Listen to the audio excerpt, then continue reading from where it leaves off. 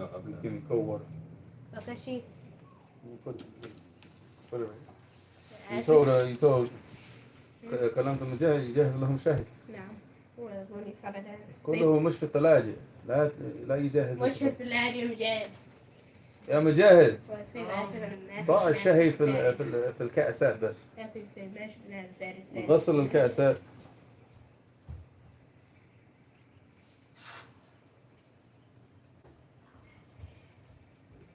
Y'all got it or no? Yeah, I got it. It's not popping up there. All right. بسم الله الرحمن الرحيم والحمد لله رب العالمين والصلاة والسلام على رسول الله وعلى آله وصحبه أجمعين وبعد. So we stopped on chapter 157, huh? Yeah. Huh? What, the tea? The golden monkey tea. You know where it's at? It's in a bag, man, and the bag looks like it's golden monkey tea. It looks like golden. All right, so chapter 157. قال الإمام البخاري رحمه الله تعالى باب إعطاء الشاعر إذا خاف شره. All right, so bab, chapter إعطاء. إعطاء comes from the verb أعطى. يعطي. إعطاءً. Which means to do what? Say, al-i'ta, what does it mean? Huh? Yeah, to give.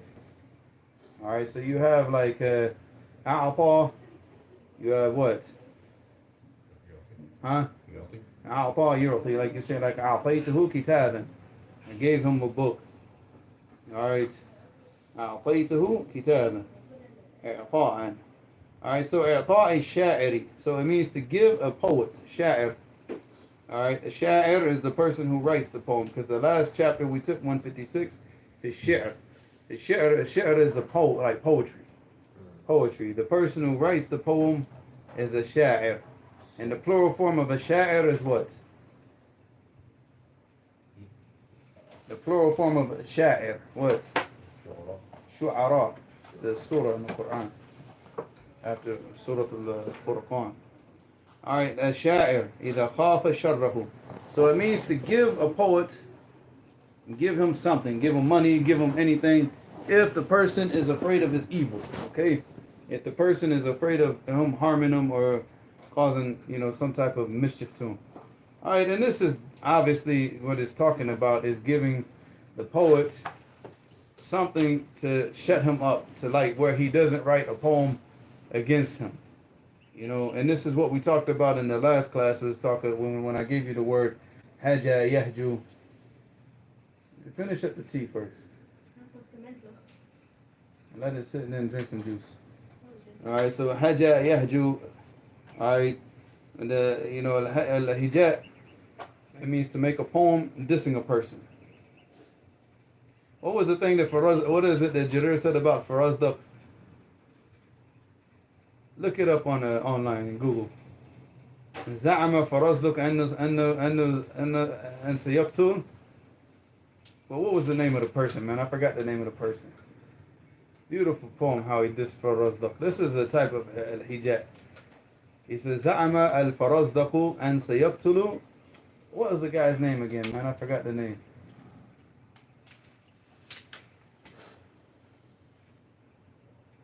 You got it. So you can't see it, but they call it golden monkey tea because the tips of the leaves are like golden colored. Oh wow! It's real gold? No, it's just because I guess the time of the year that they bring the leaves, they take the leaves off. It comes out with this golden color on the tip of the leaf. It'd be much more expensive if it was real gold. Do monkeys harvest it? I don't think so. They have I golden don't think- pickaxes like that. It just comes from China, man. So China, they love to make examples with eggs and monkeys. So even like the person who can't concentrate, what do they call this person? He says you possess the monkey mind, where it's like you constantly jumping from one thing to the next. You can never stay on one thing. So they always use they love to use like the word like monkeys, and eggs if it's an insult to a person, like calling a person a dumb egg. What was the poem? Huh? طيب read it off. زعم الفرزدق أن سيقتل مربعا فقال what did he say فابشر بطول السلامة يا مربعة يا مربع. So he said so this is like a type Jarir, he used to go back and forth with Al-Farazdaq, and Farazdaq used to try to diss him, but like Jarir was just like, Jarir in poetry was probably the strongest like diss poet, you know.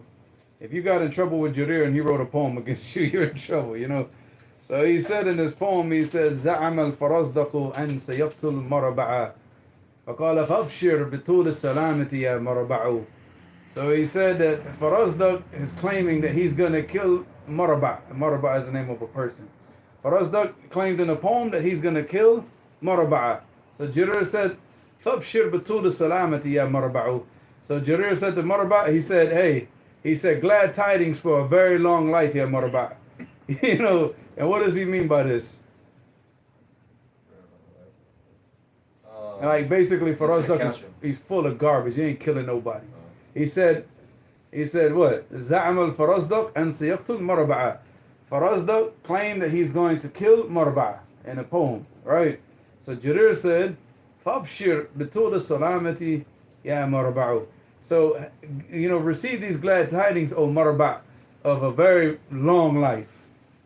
He ain't killing nobody. He's full of garbage. He's a liar. You know, he's calling him out on the thing, saying you ain't killing nobody. So because he said that he was going to kill him, he said, glad tidings of a long life for you. You're like, nobody, you know, nothing's going to happen. You'll live in peace. Don't worry. So, I mean, this is what they call a hijat, you know. And Jarir was like one of the kings of that, you know. Jarir's poetry is very, very difficult. Very difficult. That's the one we talked about last time? About he took the letter to the... No, that was Tarafa. Oh. Tarafa's poem, that one poem is very difficult. All of Jarir's poetry, like he had the whole dictionary just in his head, you know. So you read Jarir's poetry, you'll be going back and forth to the dictionary all night long, you know. So he said, "Ba'd i'ta'i sha'iri idha khafa sharrahu." All right, so he said, giving a poet either if he's afraid of his evil. So hadith number 343.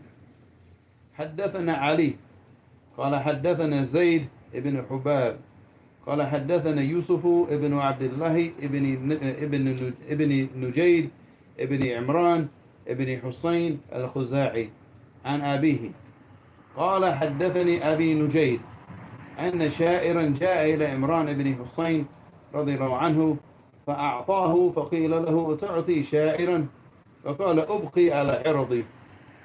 Alright, so here this narration is da'if. Basically everybody from Yusuf, you have Yusuf ibn Abdullah ibn Nujayd ibn Imran ibn Hussein al-Khuzai majhul. عن أبيه أبوه مجهول.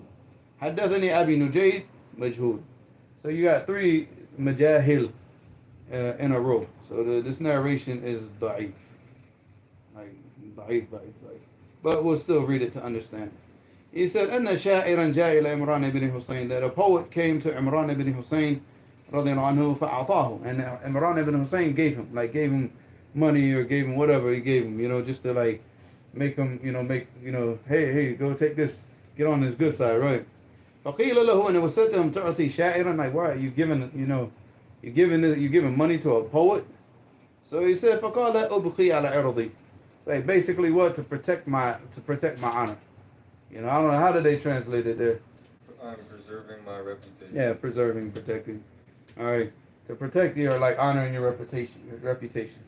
Because again, if the person goes out and makes a poem against them, speaking badly about them, then it makes you look bad in front of them. Even if what he's saying is lying, it doesn't matter. It destroys a person's reputation. Imagine like how many people got falsely accused of things in the public, and then he was proven innocent. But what stays in the mind of the people?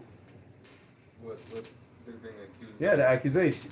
Especially if it was something big, If it was something big. Even if he was cleared of it, and he was acquitted of it, and he was like, okay, he's innocent, he didn't do anything, but it still sits in the minds of the people. Yeah. And it destroys his reputation, destroys his honor. Even now, you see people, they get accused of like these big crimes, and they get proved proved innocent, but still it ruins their career. Yeah, it's done. And the arrest, regardless, especially like in America, Yeah. the arrest stays on your record. Yeah.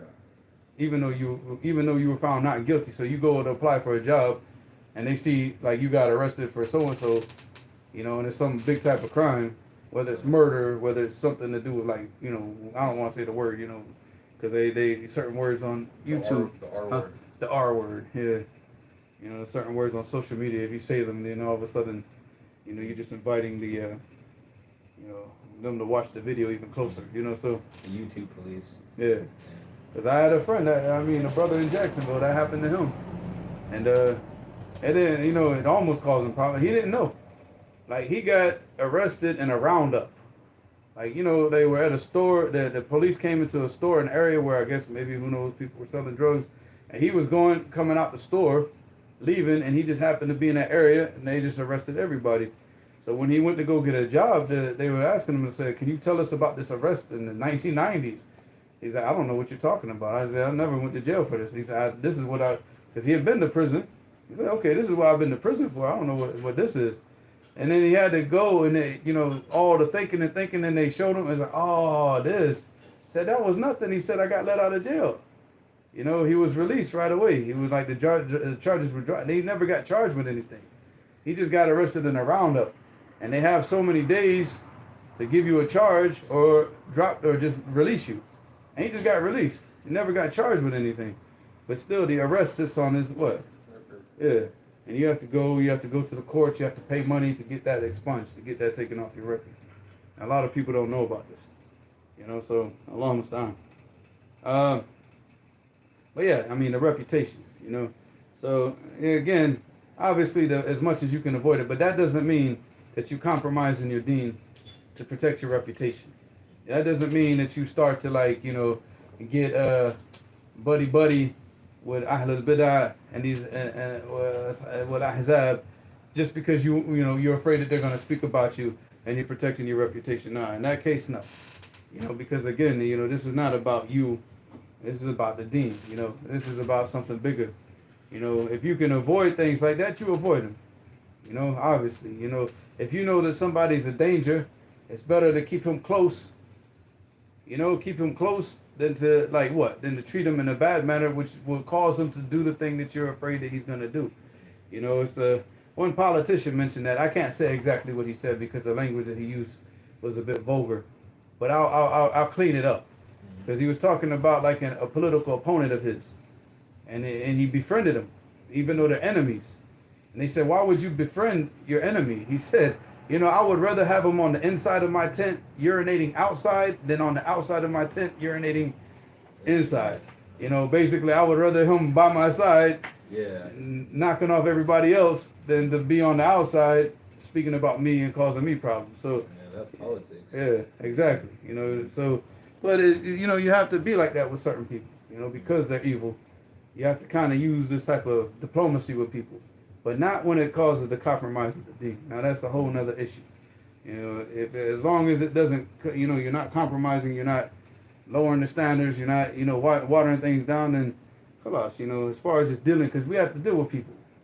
You have to deal with people on a, day-to-day basis, like dunyawi things. And there's just certain people that will cause you a headache. It's just easier just to smile with them, be nice to them. And just keep his evil at bay, But when it comes to deen, that's a whole nother issue. That's a whole nother issue. I'm not going to refute him because I'm afraid he'll speak about me. No, that's the case. If you're the person who's qualified to refute the person, you refute him. If he wants to talk about you, let him talk about it. That's a part of the game. That's nothing you can do about that. All right, but like I said, this narration is Aif Yusuf all the way up to the last person before Imran ibn Hussein, they're all Mujahid. Alright, so hadith number 158. Babu la tukrimu sadiqaka bima yashuku alayhi. So here it says, la tukrimu sadiqak. What does that mean? Like don't honor your friend, or don't give to your friend, to give him something, to give him things bima yashuku alayhi, in a manner that might become difficult for him to bear. Because maybe he's poor, and you keep giving him things, and he feels like, I can't repay this, you know, and it starts to become heavy on him because you keep giving him, but he can't repay, you know, and he feels burdened, like, you know, to the point where, you know, there's certain individuals that we know, that we go around, they're just very nice, they're very good. Every time you go around them, what? He, you know, you try to pay for something, he just gives it to you, right? But it becomes like heavy on you because you're like, I don't want the person to think like I'm using them. So then you start to avoid the person, you know, you start to avoid the person, you know, and we have brothers like that here. There's just every time I'm, you know, with them, if I try to buy something from the shop, they just give it to me. So I become shy to even go to the shop and buy anything because I know what? He's just gonna give it. No, don't worry, brother, it's a gift. Like, no, you can't do that, akhi. So now I go end up buying from another shop, you know, just because I don't want them to think like, you know, it becomes heavy. So this is what this means, you know, that you don't, you know, keep giving the person to the point where it becomes like what? Mushaqqa alayhi. To where it becomes a burden for him, you know. So sometimes you gotta, like, you know, just tone it down a bit. What does it say, like the translation for that? Do not honor your friend in a way that will be burdensome. Yeah, burdensome. That's a nice word. All right, so 344. حدثنا محمد ابن المثنى قال حدثنا معاذ is معاذ ابن معاذ العنبري معاذ ابن معاذ العنبري قال حدثنا ابن عون and Muhammad here is Ibn Sirin Imam قال كانوا يقولون لا تكرم صديقك بما يشك عليه. You know, so the same thing. So this is a statement from Muhammad Ibn Sirin rahimahullah, where he said that the people used to say لا تكرم صديقك بما يشك عليه. Don't honor him, don't give to him in a manner that becomes burdensome for him. It becomes a burden. And this narration is authentic. This is Sahih. The chain of narration for this is this Sahih. You know, but this is not a hadith. This is not an athar of the Sahaba. He's just saying that this is what the people used to say. This is like, you know, what they call, you know, an hikam. You know, like this wisdom from the people, you know. Which is beautiful. And, you know, reading these types of statements.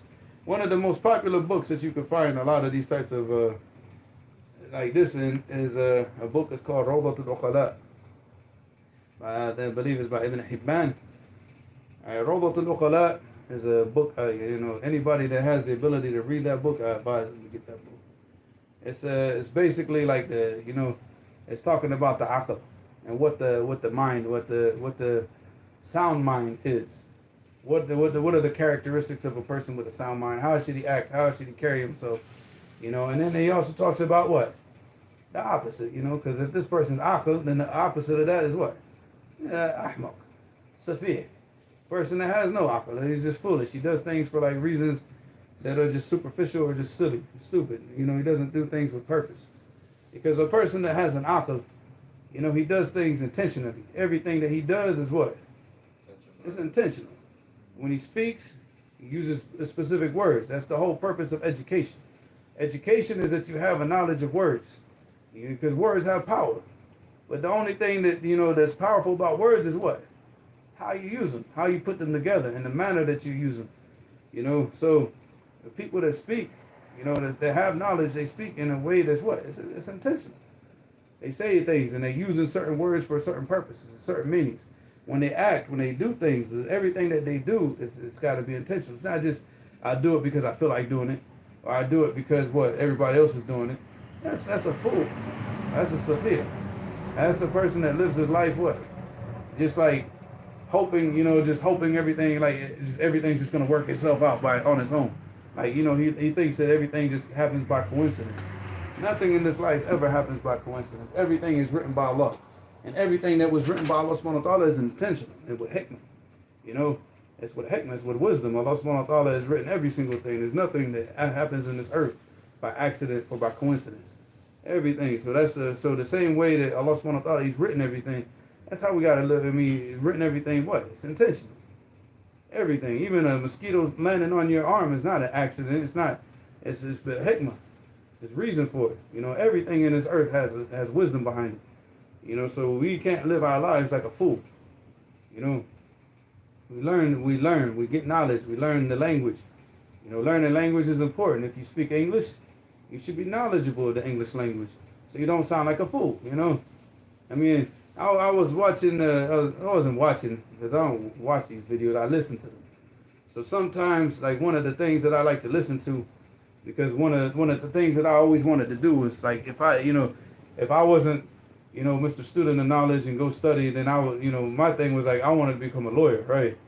And why did I become a lawyer? Because of their study habits. So the thing that intrigued me about going and seeking knowledge in Damascus was the way that they studied.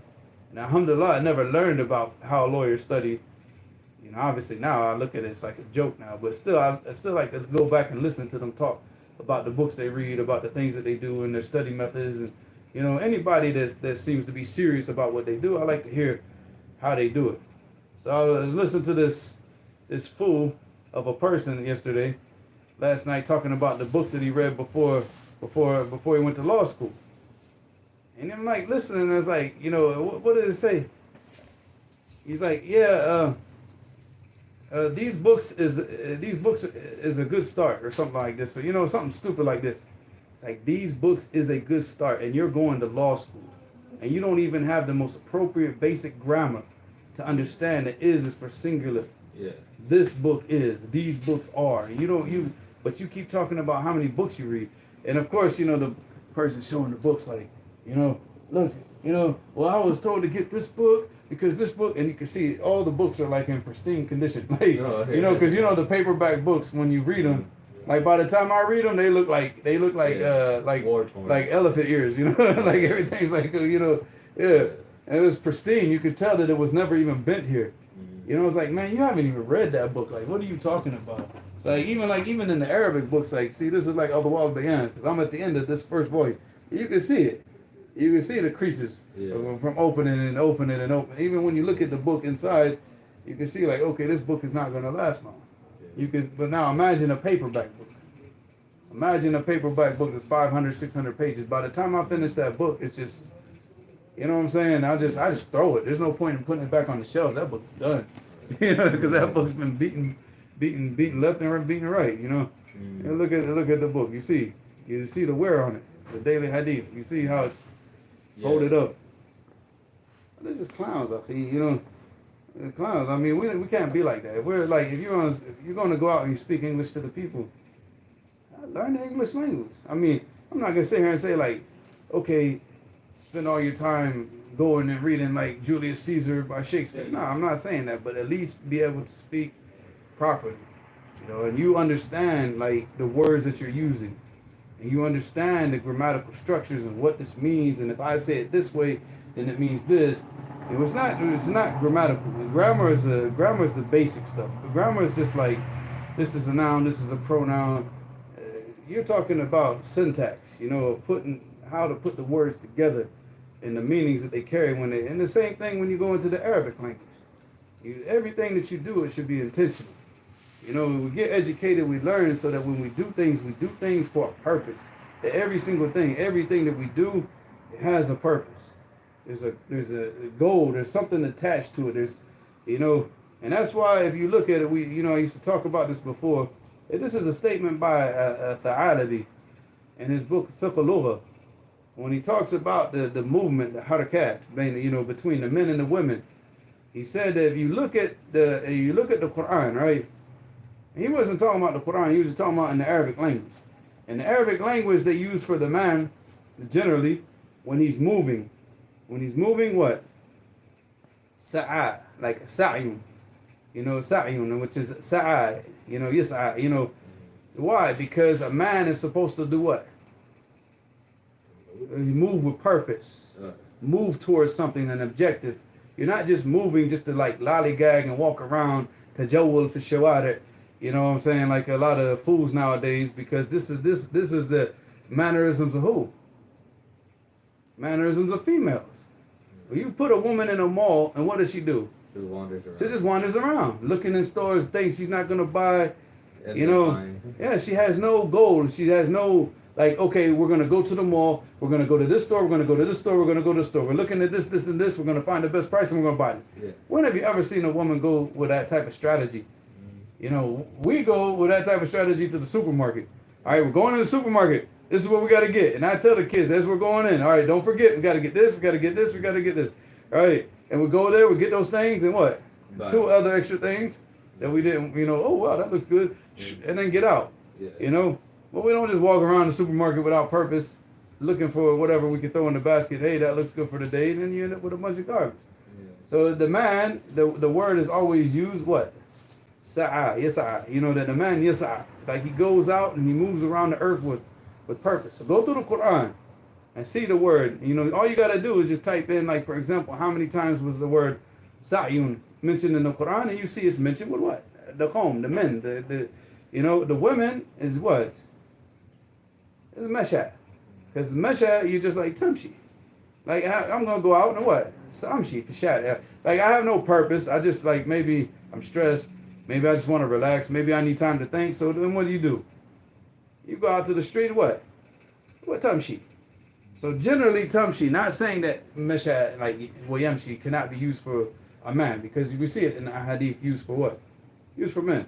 But it's the thing, the general thing of what is used for a man. In the Arabic language is a sa'a. It's to move around with purpose. And for a woman, meshat. You say here, meshat. Because generally women, they walk around just no purpose. Huh?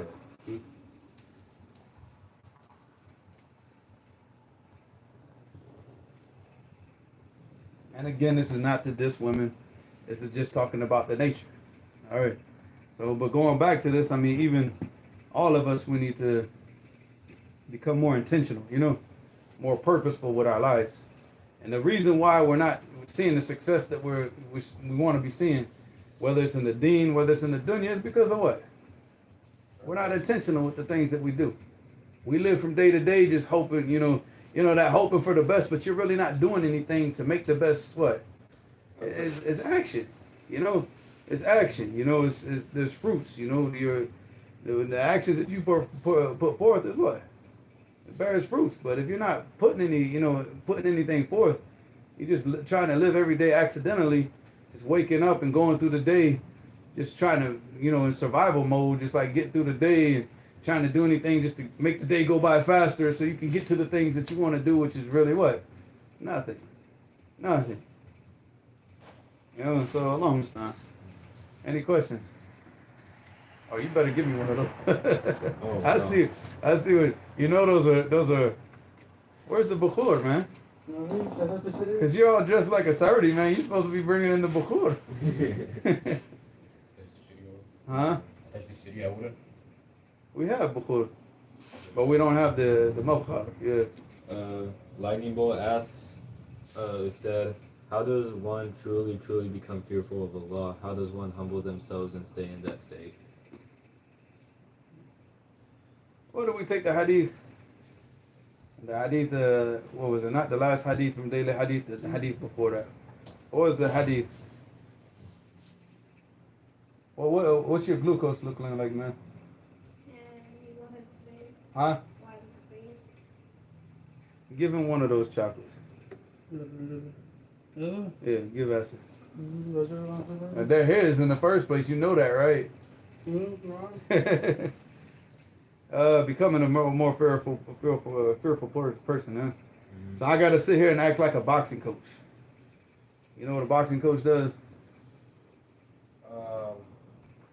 They like coach you how to box. Yeah, but he himself wasn't successful at doing it.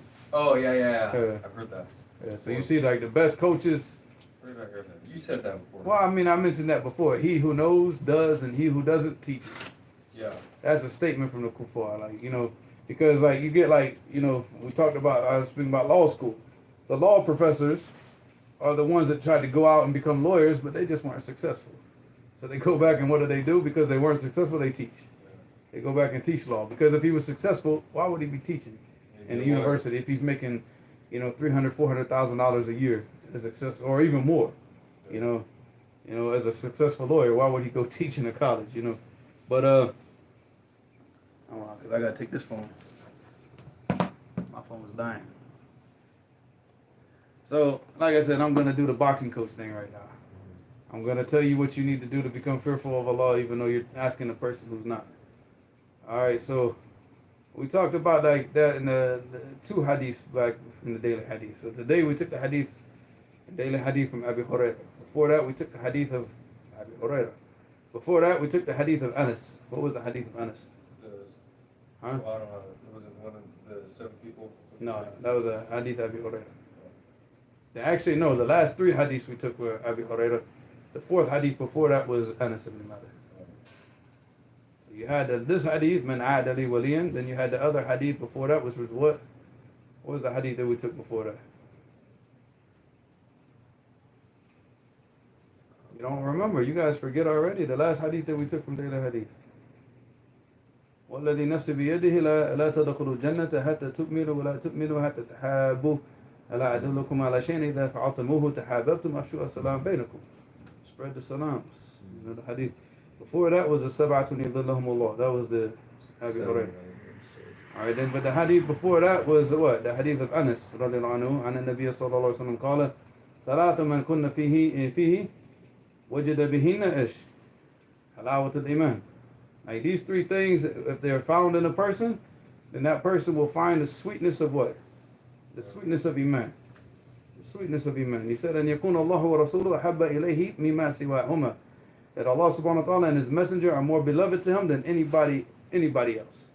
Than anybody else. Did you eat? Hey, yo, man, eat the chocolate. Yeah. We're not going to wait until your glucose levels drop too low. All right. So, and then what does that mean? Through what? Allah and His Messenger become more beloved to you than anybody else. What? Their obedience. Like, obeying Allah and His Messenger become more important to you than obeying everybody else, because their obedience precedes the obedience to the parents, precedes the obedience to the Muslim ruler, precedes every obedience to anybody. So once you understand that and you actually place the obedience of Allah to Allah and His Messenger before everybody, and you prioritize that, now you taste the sweetness of Iman. Then after that, he said, and يحب المرأة لا يحبه إلا لله, and that he loves another person, but he only loves them for what? For the sake of Allah, no other purpose. So all of his relations with people, his close relations with people are based on what? On deen. I motivate him to become better. He motivates me to become better. We work together to learn the deen, to practice the deen, to advise each other. So that love that he has for his brother is a love based on deen. Not a love based on neighborhood. Not a love based on family ties. Not a love based on like, oh, we went to the same schools together. We grew up in the streets together. No, it's a love based on what? Based on deen. Based on the 2 people coming together to become better Muslims and are more obedient to Allah. And the 3rd thing he said what? He said, أن يكره أن يعود في الكفر بعد أن أنقذه الله منه بعد أن أنقذه الله منه كما يكره أن يقذف في النار. So he said, and he despises to return to kufr. Just like he despises, once Allah subhanahu wa ta'ala has saved him from it, just like he despises to be thrown in the fire. So that means returning to kufr doesn't necessarily mean what? That you go back to being a disbeliever. But there are traits of jahiliyyah. Those traits that you had when you were a disbeliever. Then when Allah subhanahu wa ta'ala saves you, you want to get as far, far, far away from all those traits that have nothing to do with Islam. The love for sin. Because we love sin. We loved it. We grew up loving sin. This is how we got our enjoyment. Was what? Sinning, drinking, doing drugs, going after girls. All of this stuff was our enjoyment. This is our fun. This is our weekends. This is our weekdays. This is our school days. This is everything, for us was sinning.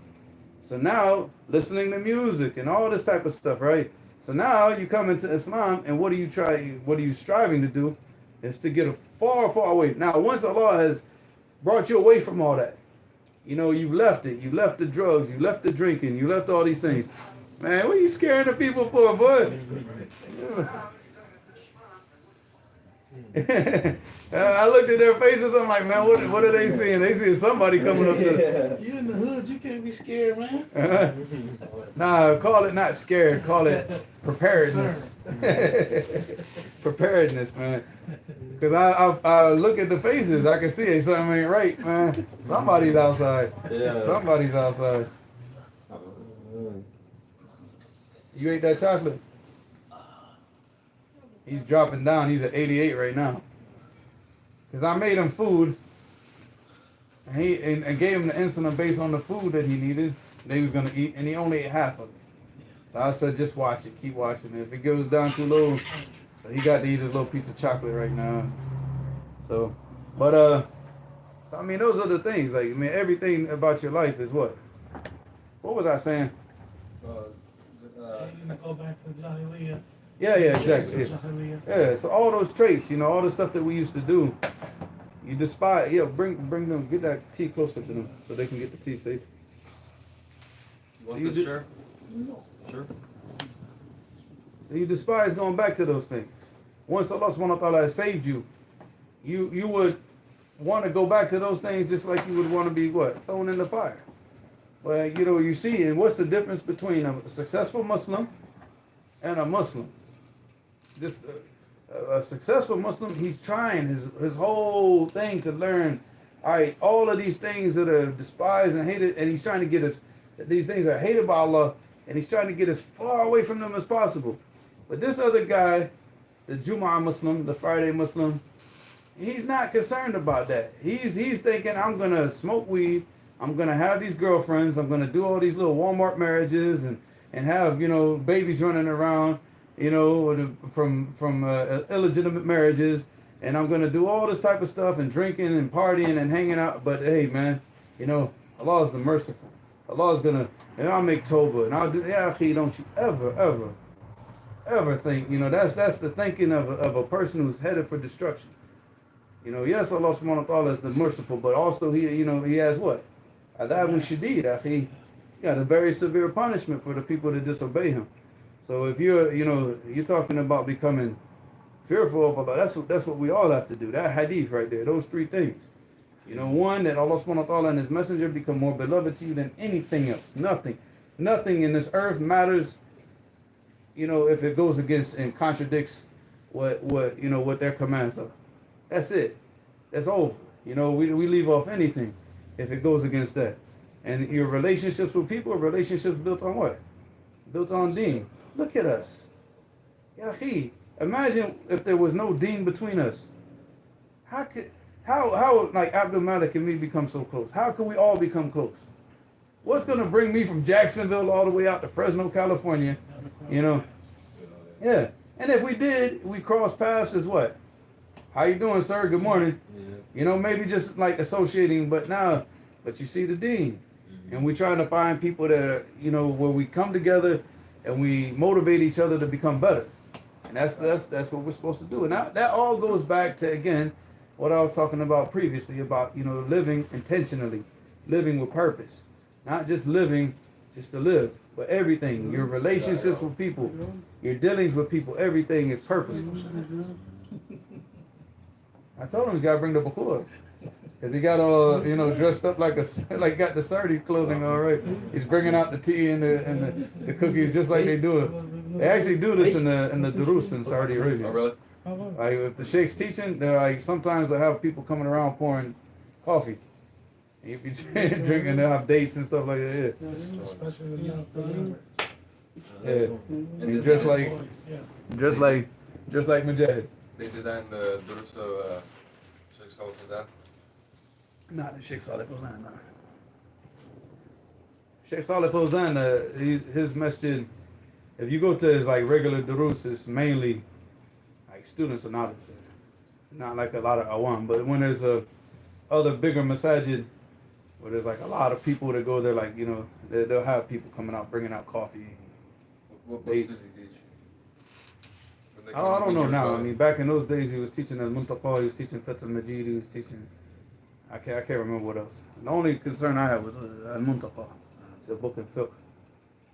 But I don't know what he's teaching now, so I don't.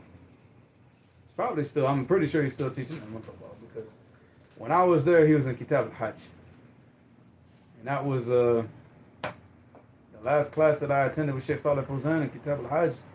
Al-Muntaqa, that was years and years ago. But I'm pretty sure that he's still in Al-Muntaqa. 2016. Huh? 2016. Nah, it was a little bit. I would say 2018, 2019, before COVID. Oh. Close to that period, though. 18 or 19, one of those two. But so I'm pretty sure he's still teaching the Muntaqa. Fath al-Majid, he might have finished it, he might still be. Just check his website, you can check it, you see the lessons that he's teaching. This is the China monkey. Huh? This is good. What do you keep calling it? China monkey. It's not, it's golden monkey, man. China monkey. He's calls it the China monkey tea. It tastes like the English breakfast tea, but better. Yeah, it's a smoother. Yeah. The English breakfast tea is Heavy. yeah, I mean the next stage after English breakfast tea is coffee, dude. It's like, How much caffeine is in this? I don't know. I don't judge it by the caffeine.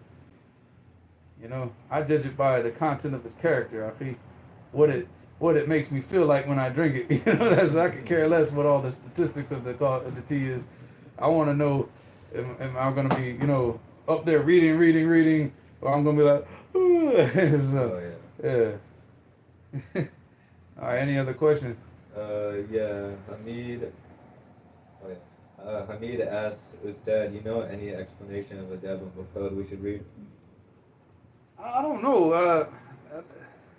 There was one person that wrote an explanation of Adab al-Mufrad, but I haven't seen it. I mean, I don't know it enough to say read this one. I mean, it's actually a book that you almost kind of wish that somebody would have actually made like a more in-depth explanation, you know, because it's not so much about the thing. I mean, obviously the book is kind of almost self-explanatory, right? Especially when you have the tabweeb and the chapter headings of Bukhari, it kind of like makes it self-explanatory. But you would like somebody to write an explanation of this, you know, because the thing is like, it might have been self-explanatory 30, 40 years ago. But what was good manners 30, 40 years ago, yeah, that's been thrown out the window. It's like, yeah, so people don't even know how to act right anymore. So now, like, these types of books are more, we need these books more than ever now. Like, that's what I was even mentioning on Telegram yesterday. I said, you know, even the topic of zuhud, when was the last time that you went and heard a talk or a khutbah or anything where the person was talking about zuhud? You know what zuhud is? Zuhud.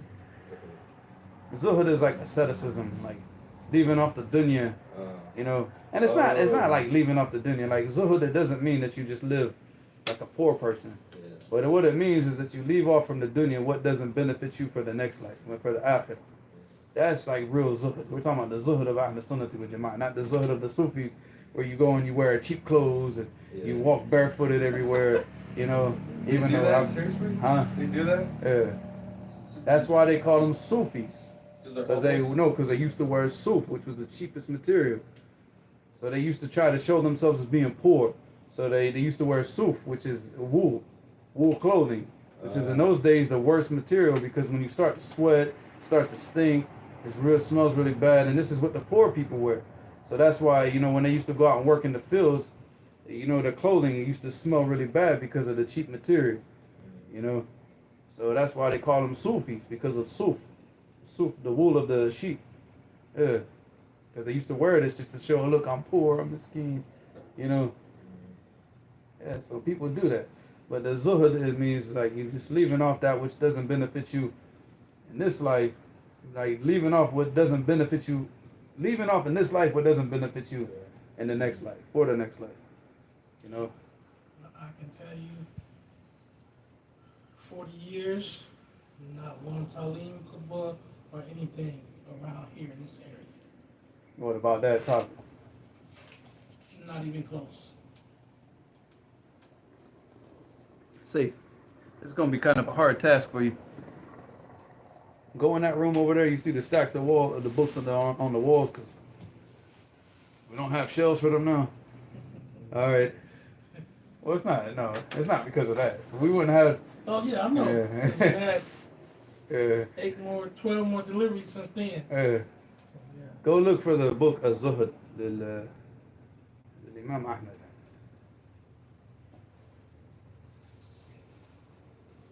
So yeah, it's not a topic that you hear on a regular basis at all. You know?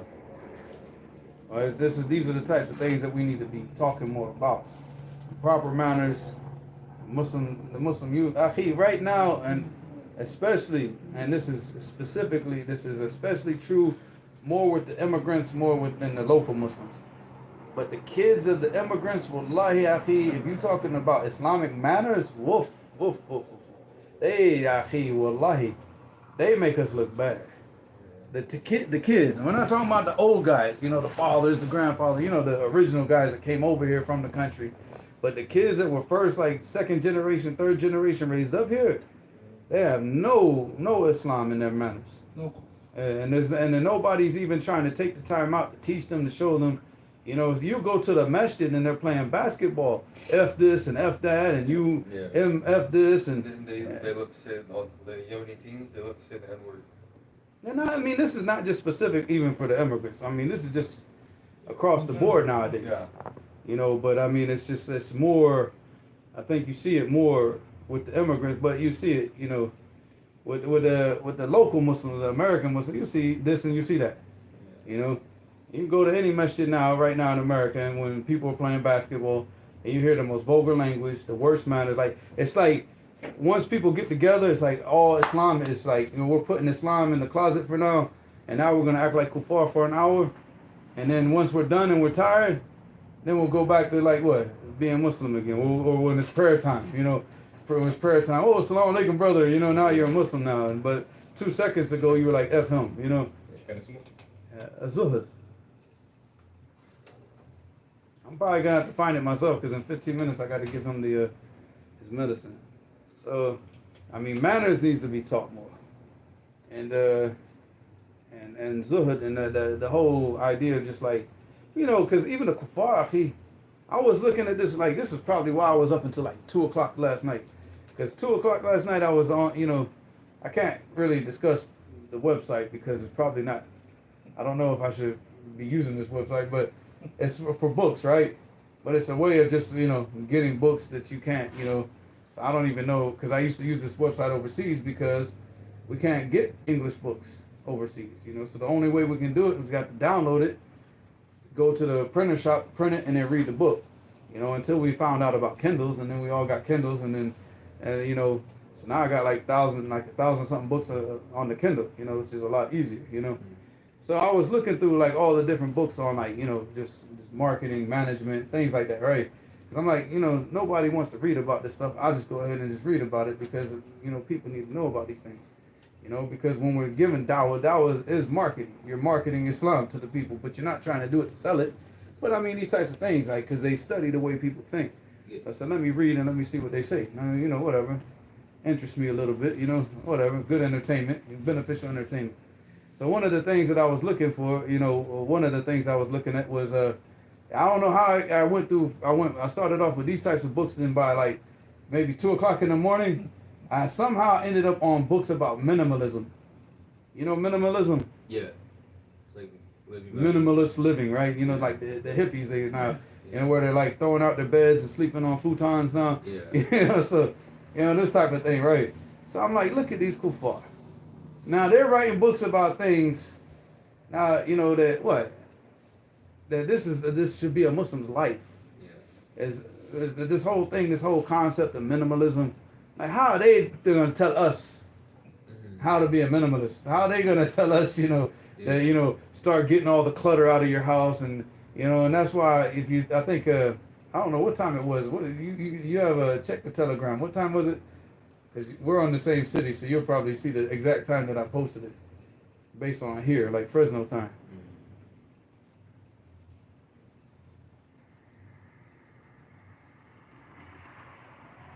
Last night? Yeah. Like 1:43, 4:30, 4:31. There was one where I put up that little picture of the lamp that we used to use in Damaj. Telegram? Yeah. It's a picture of the match. No, it's like a picture of a lamp, like a gas lamp. I guess I could just check it in.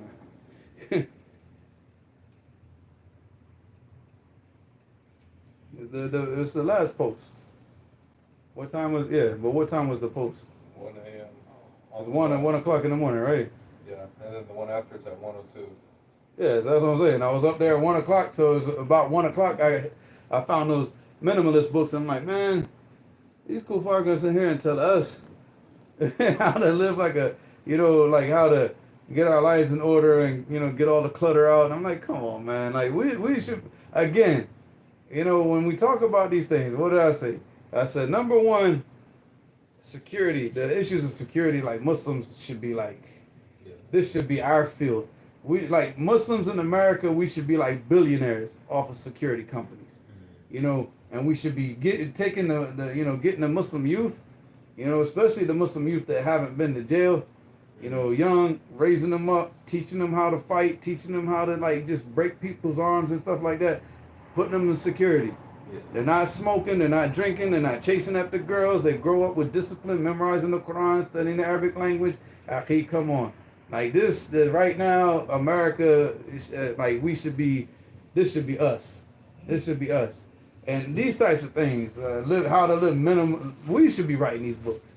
We should be teaching the people about manners. We should be teaching the people about how to declutter your life and get the distractions out of your life and how to cut off. But akhi, we're the ones that use this stuff the most. And we're the like, and we don't make anything. It's like we benefit off of what other people make as Muslims in America, but we don't put forth anything. And that's why we're weak. We have no power. And I'm not talking about political power. Like political power, akhi, you can control the politicians without being in politics. And in fact, the people who really control this country, they're not involved in politics. The people that get involved in politics are the rats and the snakes and the bush animals, what I'm saying? The things that you don't want in your house.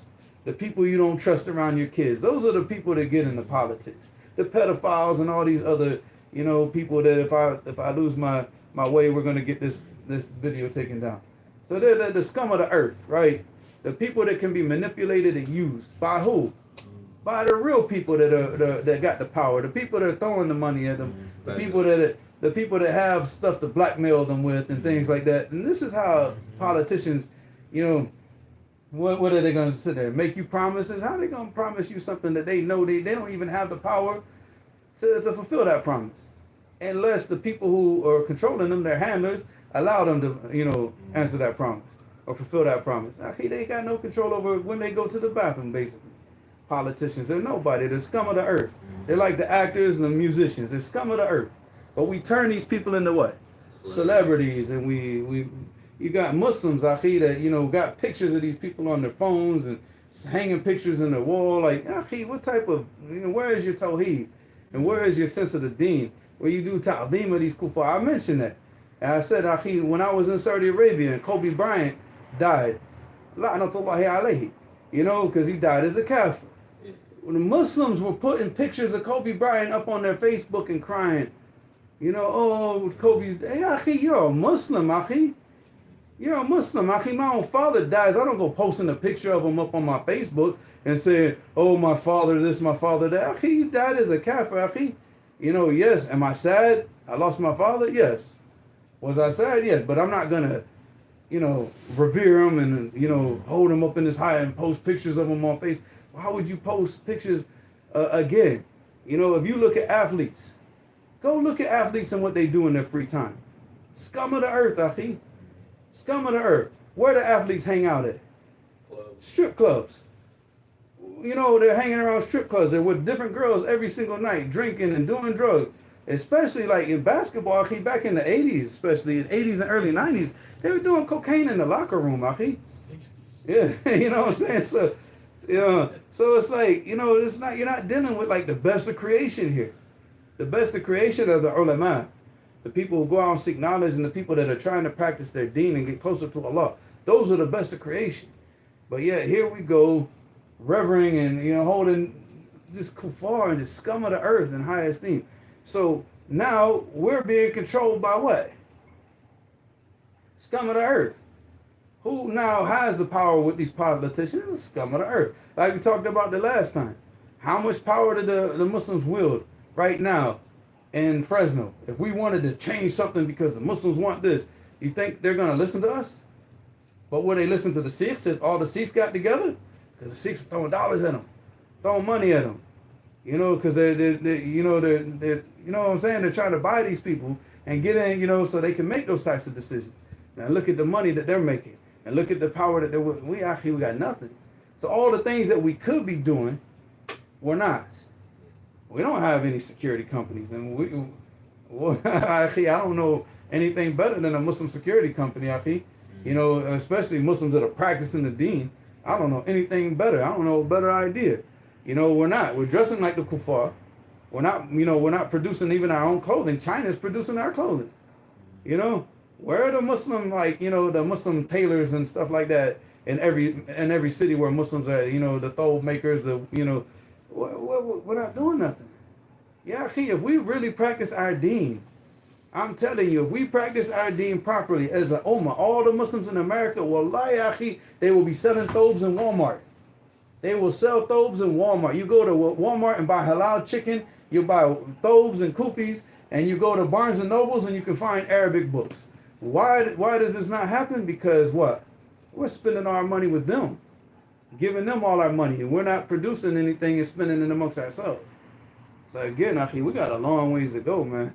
You know, and that's why the biggest tragedy is these hypocrites keep calling us to do what?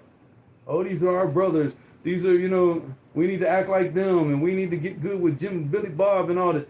But now when Palestine happened, what? Oh boy, their tone changed really fast now, didn't it? Now all of a sudden they realize, wait, these kuffar aren't, they're against Palestine. They're not, now all of a sudden they change their tone. Now they're not trying to be friends with Billy Bob no more, are they? You know, but actually, come on, man. We've been on this for like way back. Now Billy Bob has openly rejected them. Yeah. They still want to be with him. But now Billy Bob's like, Yeah, we ain't got nothing to do with you now. get out of here. Yeah, akhi, come on, man. So, I mean, we got to wake up, man. We got to wake up because there's too many opportunities right now for us as Muslims in this country where, like seriously, akhi. Right now, I mean, so people are so undisciplined right now. Nobody wants to work. Akhi, if we just raise our kids up properly with strong work ethic, sending them out to cut firewood when they got the flu, right? This is a poker out the Malik because that's what happened when he was a kid.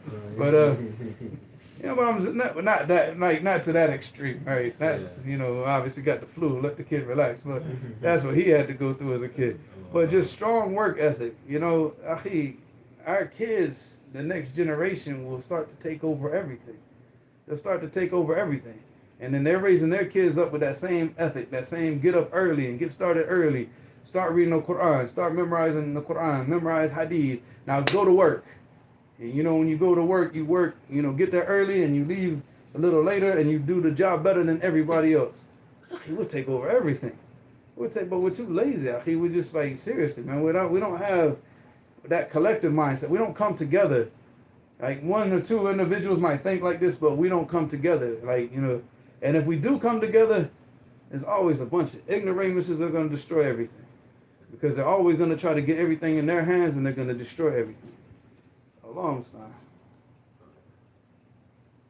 One question before I go to give him his medicine. Hussam says he made istikhara and found out that company he works at, the metal fabricating shop, it doesn't directly deal with military. Their client is one who distributes it to various fields such as aerospace and or military.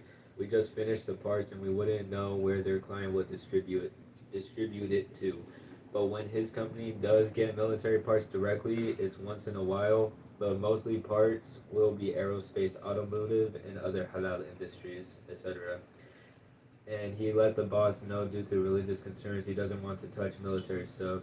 Can he work at this company so he can cannot depend on his father or on income? Yeah, he's not doing that because, I mean, as long as he's not in the production of making the weapons or producing anything that's going to be used to kill Muslims. Yeah.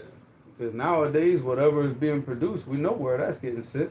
Yeah. That's getting sent to Bagelville. All right, so, you know, you don't know Bagelville? A fake country?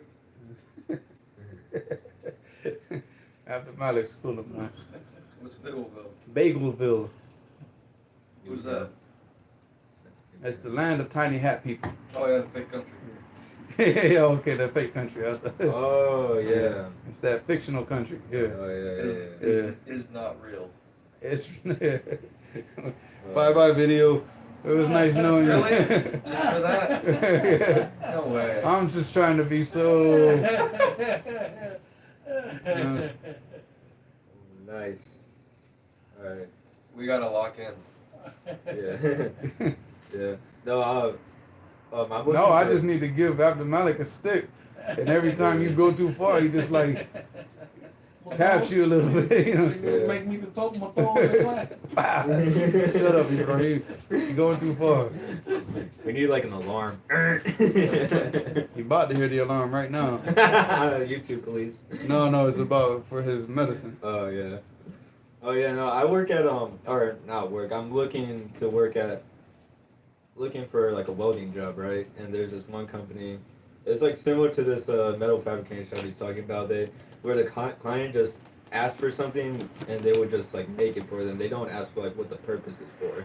Like I was doing a tour with them and he was just giving me a bunch of products, like finished products. Like yeah, we don't really know what this is for. We just made it and we just give it to the client. We just do what they ask. Yeah, because they're all about money. Yeah. They're not. All right. Oh, that's the alarm. No, the woman cannot go to Hajj without a This Okay, one of the questions was, can a woman go to Hajj without a mahram? Absolutely not.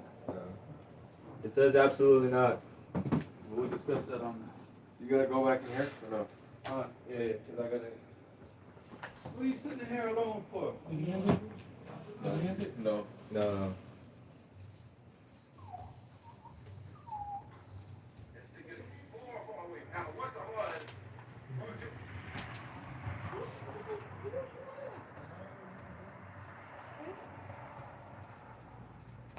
What did I give you? Okay, I give it to you. Video. Yeah, bye. It's not real. No, at least Hamid knows about the golden monkey teeth. Yeah, it's good. How come, how come when I start my car, it goes like The front of the back. for like a belt or something, huh? That's what I said. Like, as soon as he starts it, like, he gets like Just a for like squeaky 10 sound. seconds, Like, and then it goes away. Yeah, it's probably a bearing. Or sometimes like once in a while, it'll do it when I'm driving. Just for like a couple seconds and it stops. Yeah, it's probably because it's that one belt in there, the serpentine belt. Yeah. And when the tension starts getting weak, and it'll do that. Okay. So especially because when you first start it up, it's like high RPM. Yeah. Then once you warm up, the RPM go down. Can I fix it myself without taking it? Yeah, Is it easy? yeah. Okay. yeah, on YouTube.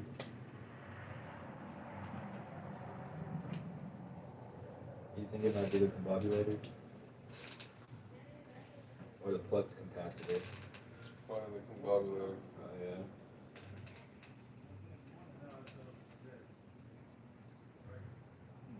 What was that device they had in Back to the Future? The DeLorean. Yeah. No, not what was in the flux capacitors? A hoverboard.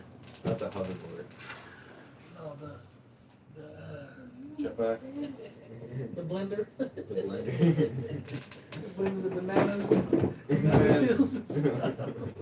I never watched that Before movie. you forget, go put that honey in your truck, man. That's that Texas. What about Shilajit? Have you ever had that? What's that? Shilajit. Shilajit. What is that? Shilajit is like from the Himalayan mountains. It's like this sap. You can eat it and it gives you like so much energy. Oh no, I've never even heard of it. Listen, I had it.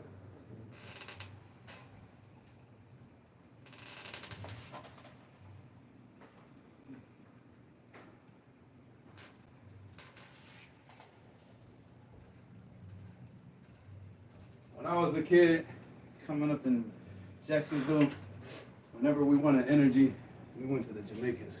Really? Yes. You went to Jamaica before? No, I'm saying we just went to the Jamaican shops. Oh. And You get went to like, Little Jamaica. No, not Jamaica. You went to They Little. want to see the books. huh? Oh, What yeah. books? All the books. The library. No.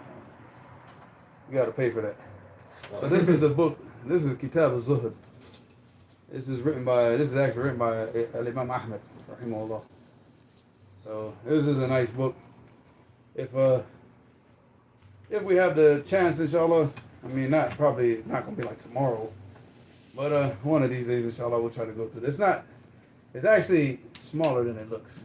We can just go through it after Fajr.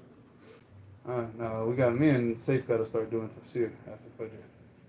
But because I keep staying up so late with Esed, because of sugar levels, and we're still trying to get everything normalized. Yeah. So like last night, it was like the exact opposite of today. Last night, I misread the label and gave him not enough insulin. So his sugar levels was shooting up to like almost 400 at night, and it was like, so. Yeah, next class we were thinking we could just read a little bit of that book. I mean, I would rather do it where we read the whole entire book. But that's why I don't want to start now. But I mean, this I'll give you a heads up so you can try to find the book, But this is Kitab al-Zuhd.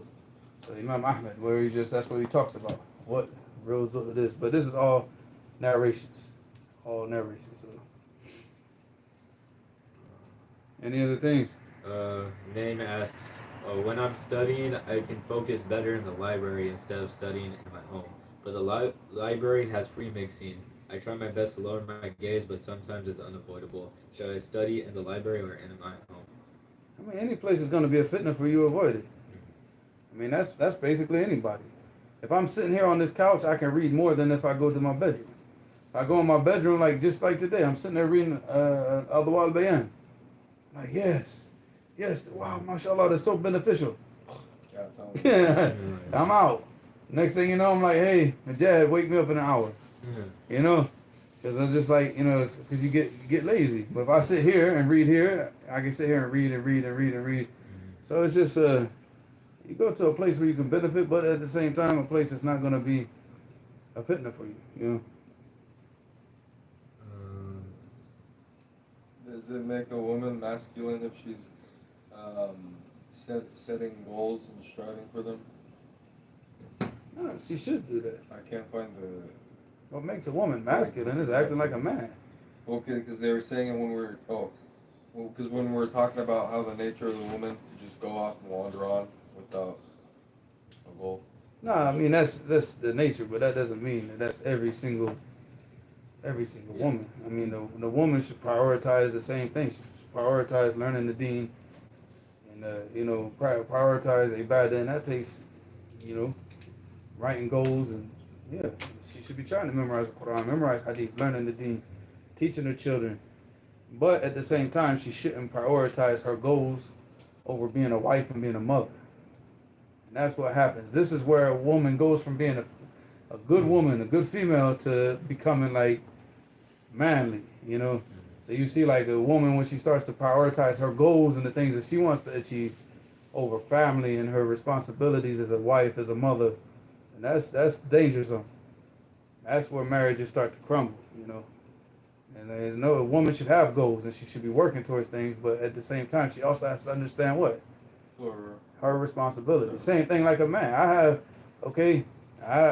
goals, things I gotta achieve, but I also have people I have to take care of, And I can't just sit there and say, I'm gonna achieve my goals and you guys are holding me back and you're not getting fed today. And no, I got a son that requires a lot of attention, and other sons that still require attention, even though they're growing up. But, you still got responsibilities. And a woman's responsibilities, first and foremost to Allah.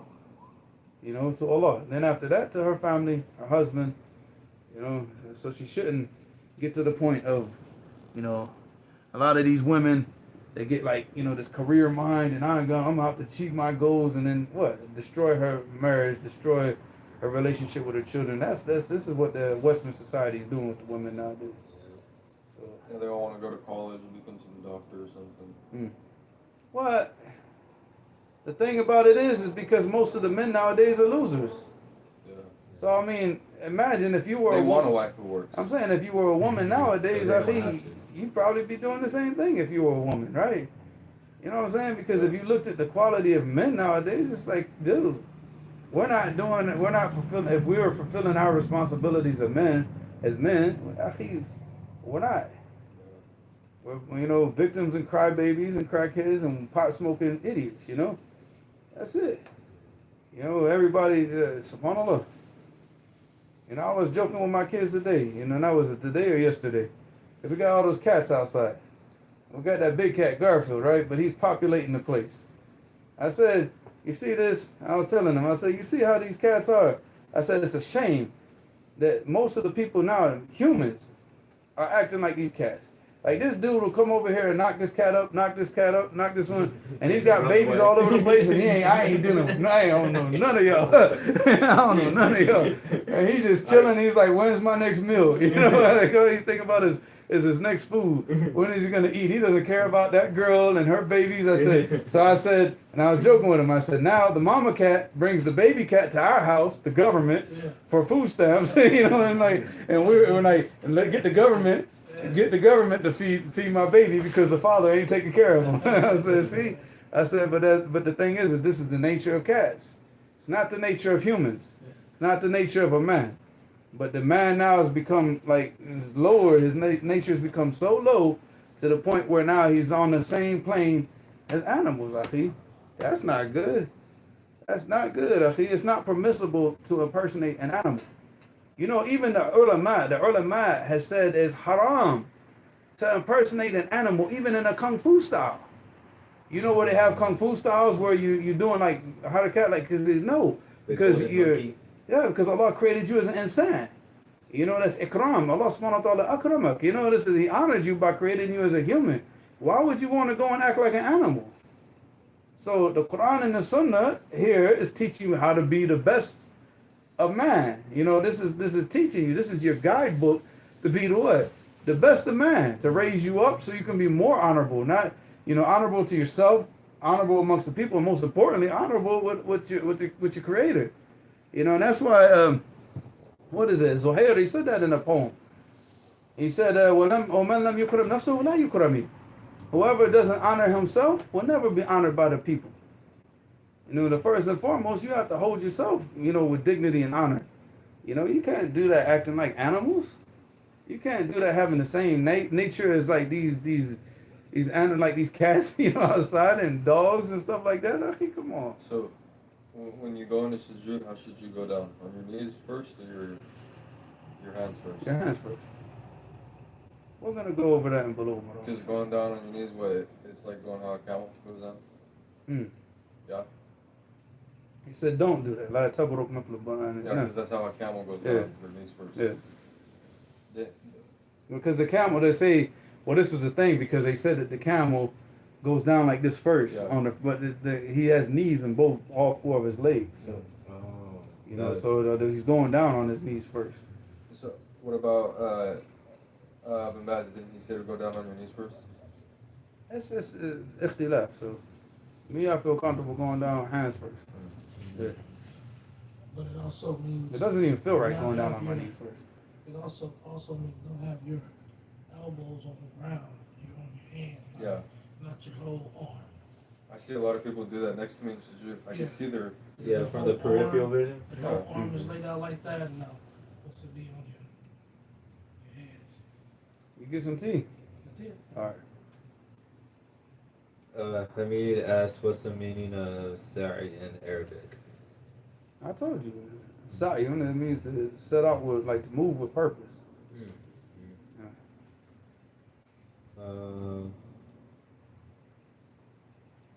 We're invited to a birthday party, and we wanted to see a relative who is visiting there from another country. What should we do? Visit the person later. Go like maybe when it's finished and all this stuff is done. Catch them when they're leaving. Abdullah asks, is kosher gelatin halal? It's kosher, it's halal. You know, the Jews, as far as, oh wait, hold on, because I'm the Malik. No. No. Because they now use the word culture to bait us in, but they have cultured pork, pig feet, and all kind of stuff now. So you have to know what it is. All right, let's say if it's real kosher. Yeah.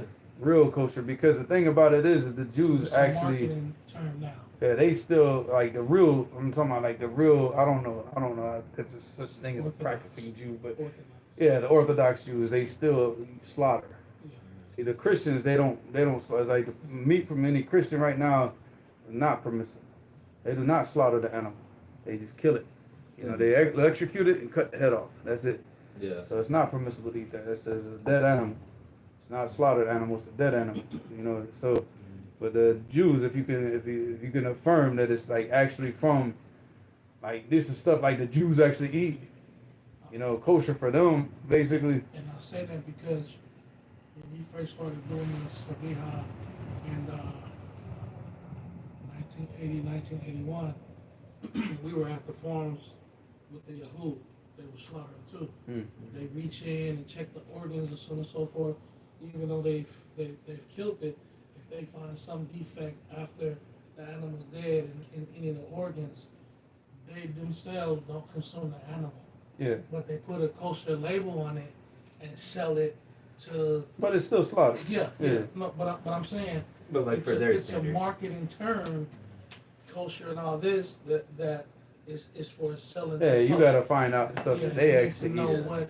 Not just the Jews, but the Orthodox. Yeah. Because the other Jews, like, you Yeah. know, the Jews running around listening to Tupac and all that, I don't think they care about this. Right. But they'll still use kosher. They'll still use these terms because it's marketing.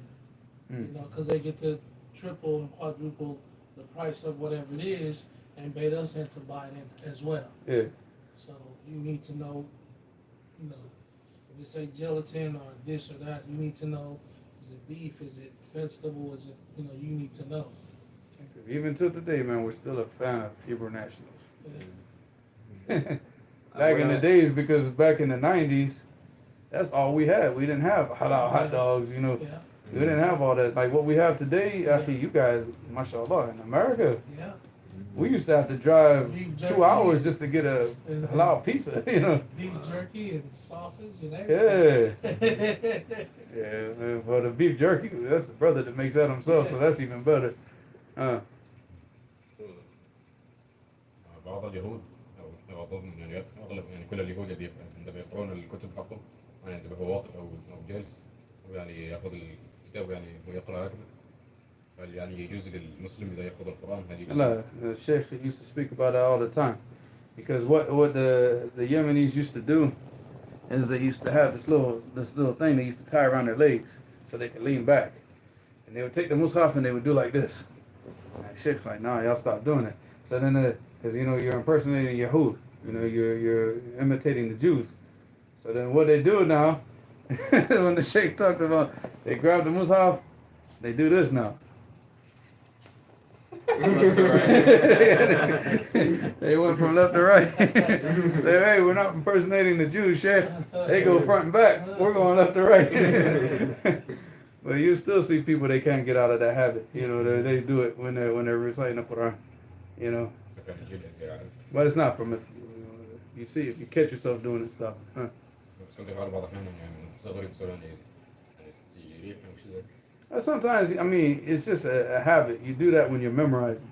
You're not meaning to do it, but because you're so into it and you're like, you're just like, you're reading over and over and over. It's like And it's the energy, yeah. And so whenever I start doing that, I would get up and just start doing laps around the masjid, and just read with the mushaf in my hand just to keep from doing that, because it's just the energy, Yeah. Hamid wanted the word, what was it, Sa'a? He wanted the definition in Arabic so you can write it down. Well, look it up in the Arabic dictionary. Okay, you heard that, Hamid? You gotta look it up in the dictionary.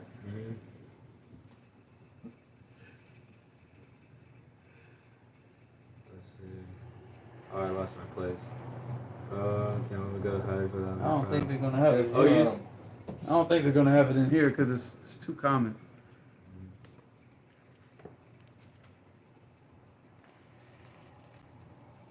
Go ahead, ask your question. Okay. In a school, in Hamid's school, they do a yearly practice. Oh yeah, I forgot to. Man, I meant to. I'm so sorry, Hamid. But I saw the question and I meant to respond to you today, and then I just got caught up. As far as I'm doing that, inshallah, there's nothing wrong with it. Because they're just teaching them how to do Hajj. And what he's saying is that they do this practice of, as long as it's like, they're not free mixing and doing anything else that's impermissible. But it's obviously the best way to do it is to show the people how to do it. To actually to practice it and perform it. So inshallah, there's nothing wrong with that. I just saw it. Suburb asks, how do you remove hate in your heart for your brother? I mean, it depends on what that hate is because of. The hate that you have for your brother is something personal. You got issues and you need to start prioritizing the deen and learning Tawheed. Because I never have hatred for a brother that I disagree with over personal issues. But if it's deen, it's deen. He is deen. You go around and you start calling the people to misguidance and you start promoting sinful behavior and foolishness, then khalas, I hate you for the sake of Allah. Period. It's deen. It's nothing personal. There are people that I cannot deal with, but on a personal level, I'm like, dude, you're a good guy, nice guy. I can sit down and talk to him. There's quite a few brothers we know like this. On a personal level, I can sit down and I can have a conversation with this person for 2 hours. But when it comes to the deen, I can't tolerate the person. I can't stand him. So, and then vice versa. There's people that maybe you can't. On a personal level, a lot of brothers that I studied with in Damascus, we did not get along. Because you got to understand, we all have like that type of mindset. Because, when you're taking like people with that same type of real strong mindset and putting them all together in one place, we're going to have problems. But see, that's not a place, like going to Damaj is not a place that you're going to make friends. You associate with the people and you know who's who. So like now I could tell you, okay, Abdul Hakim, knowledgeable brother, probably one of the most knowledgeable brothers in America. Mundir, probably one of the most knowledgeable brothers in America. Did that mean that we all got along?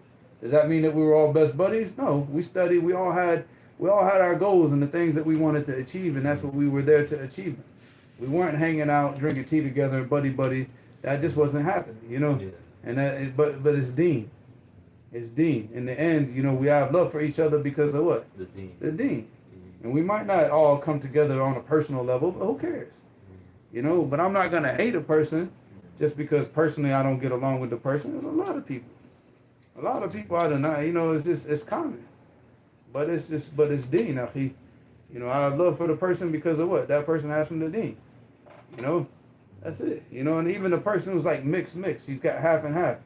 He's sinful, but he's practicing, he's doing things, but he falls into sin. So you love that person for what?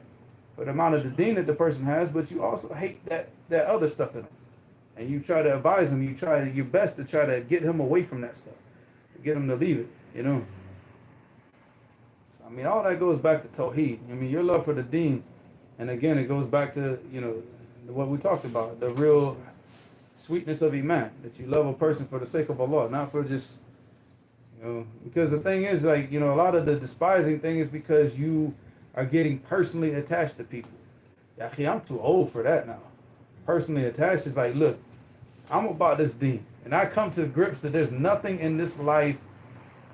I'm not saying that there's nothing in this life that I could be good at, because I honestly believe, by the permission of Allah, whatever I put my mind to, I would probably try to do it better than anybody else.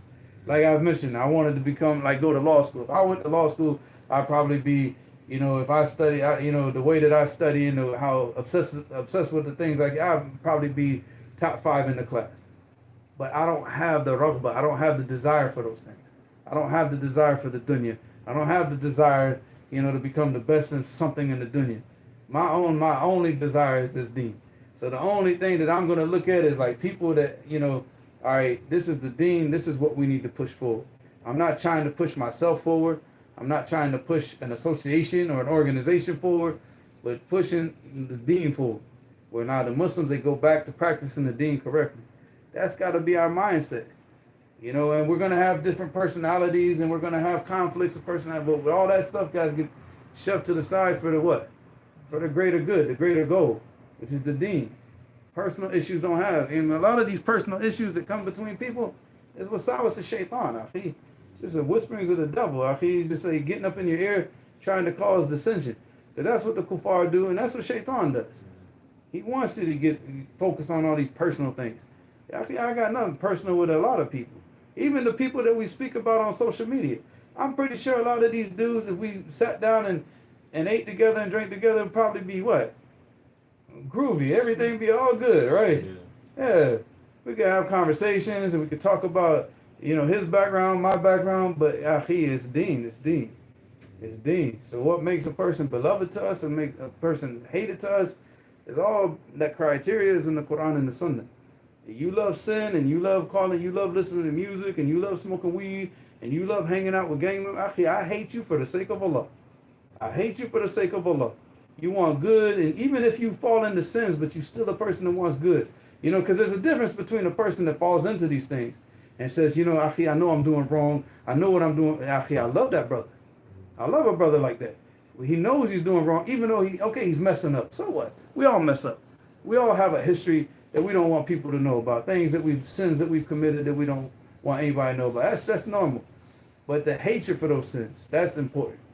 You fall into sins, but you hate that fact. Okay, I sinned, I messed up. I hate it. And you want to become better. So you see brothers that, okay, maybe he's smoking weed. Maybe every once in a while he messes up, he gets depressed and he drinks. But he knows it's wrong. And he's trying to stop. He's trying to be better. Those are brothers we love for the sake of Allah. But then the other individuals who try to make excuses or try to justify their behavior, akhi. Anybody that justifies sins will lie. I hate him for the sake of Allah. I hate him for the sake of Allah. A Muslim that pushes sins and tries to justify it, nothing to do with a person like that. So alhamdulillah, man, just I think that answers it, inshallah. Lightning Bolt asks, Ustad, how do we deal with parents who are very against Salafiyah and insult you constantly? How do we restrain ourselves from getting hurt or angry and push ourselves to be kind and gentle?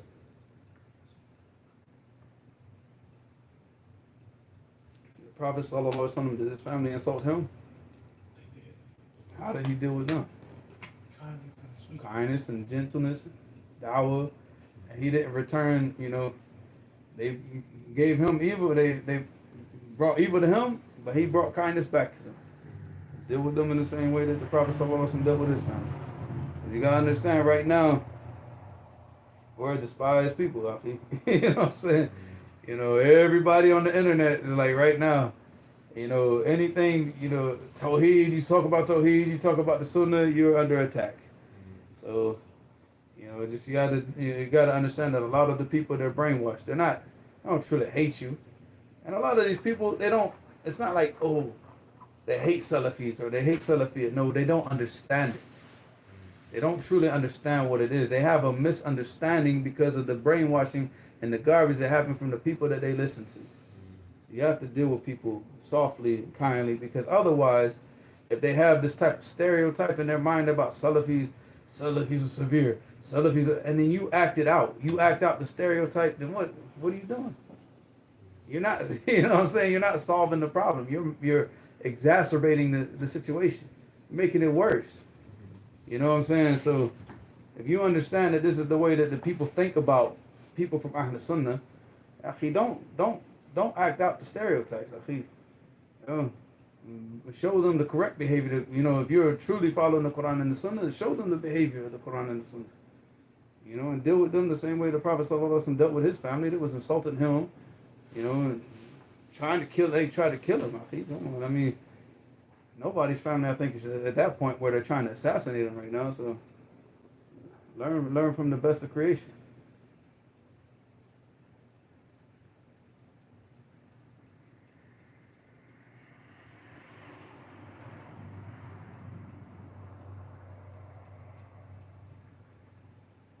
Lula asks, when is a person knowledgeable enough to, one, give dawah, then two, to teach them the deen?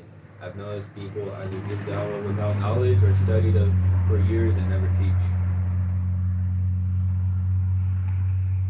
I mean, if you study with the right people, you know the limitation. You know where your knowledge stops and where it ends. And you shouldn't be giving dawah if you're not, you know what I'm saying, you don't know about yourself. Like, I know where my limitation, I know where I can start it, and I know I'm not going there. It's not me. It's not for me. I'm not at that level. And if you're not cognizant of that, and you're not, aware of yourself to the point where you go start getting involved. Like most of these people that, these guys that you see, and what I refer to as the dawah clowns. Actually, none of these guys have ever studied. They never sat with real students of knowledge. They sat with YouTube videos. You need to be when you're sitting with real students of knowledge, and you've seen real people who really study. Like a lot of the people I remember back in the days. You go up to a person in America, you say, "How much Quran have you memorized?" He's like, "Oh, brother, I don't like to talk about that." Like, you remember this reaction, right? All right. But then you go and you study with people that memorize the Quran when they're like 10 years old. They memorize Sahih Muslim, they memorize Sahih Bukhari, they memorize Al-Fiyat ibn Malik. The least of what they memorize is like Bulugh al-Maram. And you talking about, I memorized 5 juz of the Quran or something, or 10 juz of the Quran. And you don't feel like you're happy to say what you memorized because you know it's nothing. You know it's nothing. So what, you memorize like 5 to 10 juz of the Quran, you got Al-Arba'in an-Nawawiyya, you got Rasul Thalatha. Akhi, this dude's memorized Sahih Muslim. You understand? It's like you're nothing. So you know where you're at in society. In the society of students of knowledge, you know where your knowledge starts and where it stops. But if you haven't sat with those types of people, you can't do that. And you see the dudes that the guys that haven't sat with ulama or even sat with like real serious students of knowledge, akhi, they got no boundaries about what they just shoot off at the mouth, akhi, about anything, just giving their opinions about anything, like a bunch of philosophers, akhi. So, I mean, you see this in probably like the last 2 or 3 live streams. We've been at least asked 1 or 2 questions where I said, go ask the ulama. That's not for me. Because again, I know where it starts and sometimes I might even know the answer, but I'm just, iffy about it. So, khalas, don't leave it. I think for the most part, there's a serious misunderstanding even of the word dawah, because debating people and having these arguments and these comparative religious debates and all that has nothing to do with dawah at all. And the dawah starts with our behavior and our adab. That's the biggest dawah. The people seeing us establish and practice what we supposed to practice, and have the unity that we supposed to have among us, and striving to do what's right. That's the dawah. When then the people come and they ask questions, then we can give them Quran and Sunnah. Now it's going to a college campus and setting up a little table. Yeah. And mainly giving dawah to Becky and her friends. Yeah, talking to women and using a Bible. And then when a guy comes up and says, "I want to learn about Islam," hold on, man, I didn't come here for dudes. Yeah, I'm busy with Becky right now and her friends. Come back 3 hours later. That one guy that slammed that guy onto the table. Oh yeah. I seen one of those Dawah YouTubers. He made a video and some girl was talking to him and he titled it like American women. Like girl on college campus started flirting with me while she was interested in Islam or something. Akhi, what foolishness, Akhi, you serious? Yeah. And I watched, this was when I was a new Muslim, so I watched it. And could you She imagine? didn't even flirt with him. But you could imagine if she saw the title of that video. Oh man, I And then That's how it makes, and that's her thought of Muslims. Well, the problem is that these clowns, they took a hadith where the Prophet ﷺ said, "Ballighu anni walau ayah."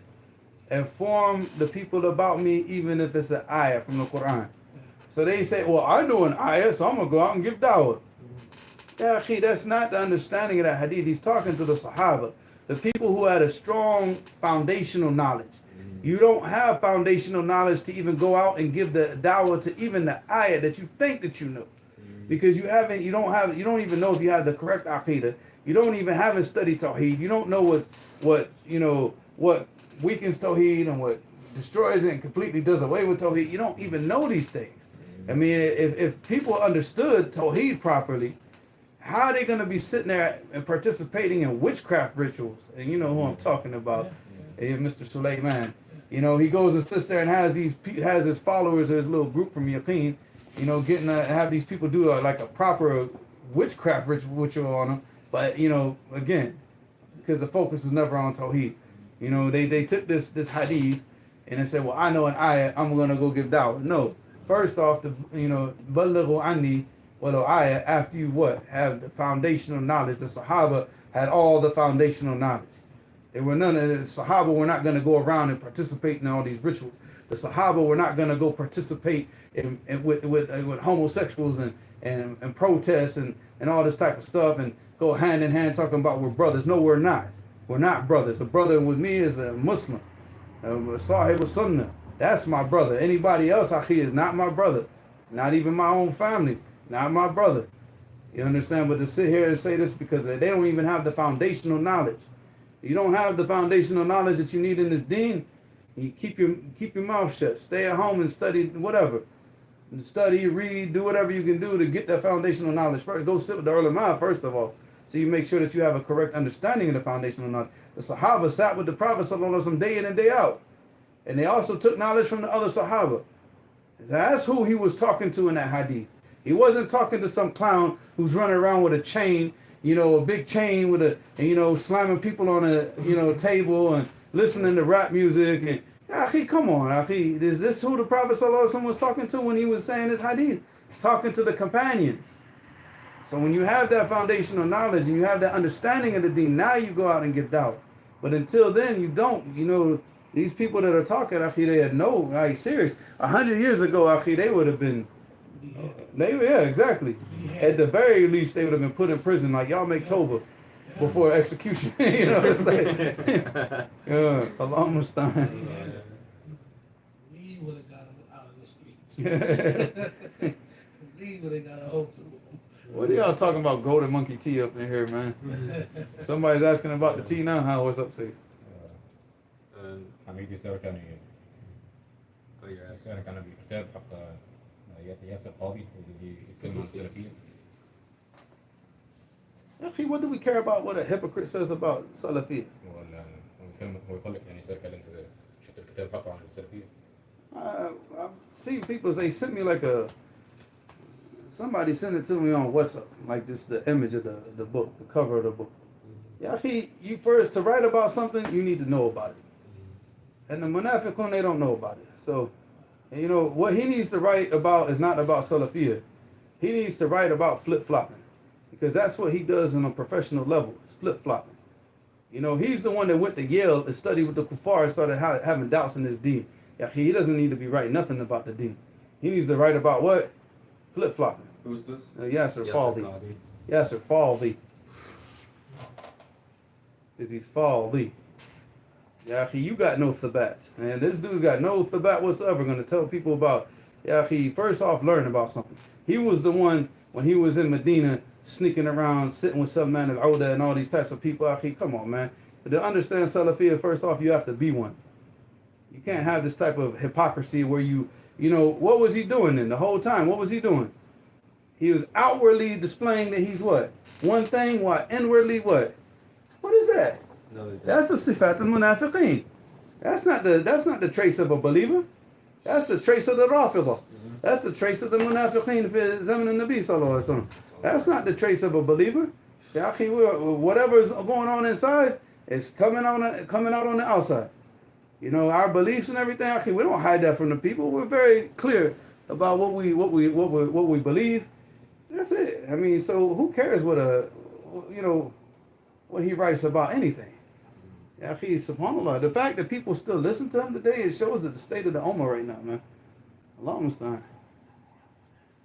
People just want to be entertained. They don't really want to learn. They just want to be entertained. And they want to be in the company of somebody popular. Yeah. That's their need. Entertainment, being with the in crowd. And then, man, you know where that leads you. Yeah. Leads you to the self-destruction.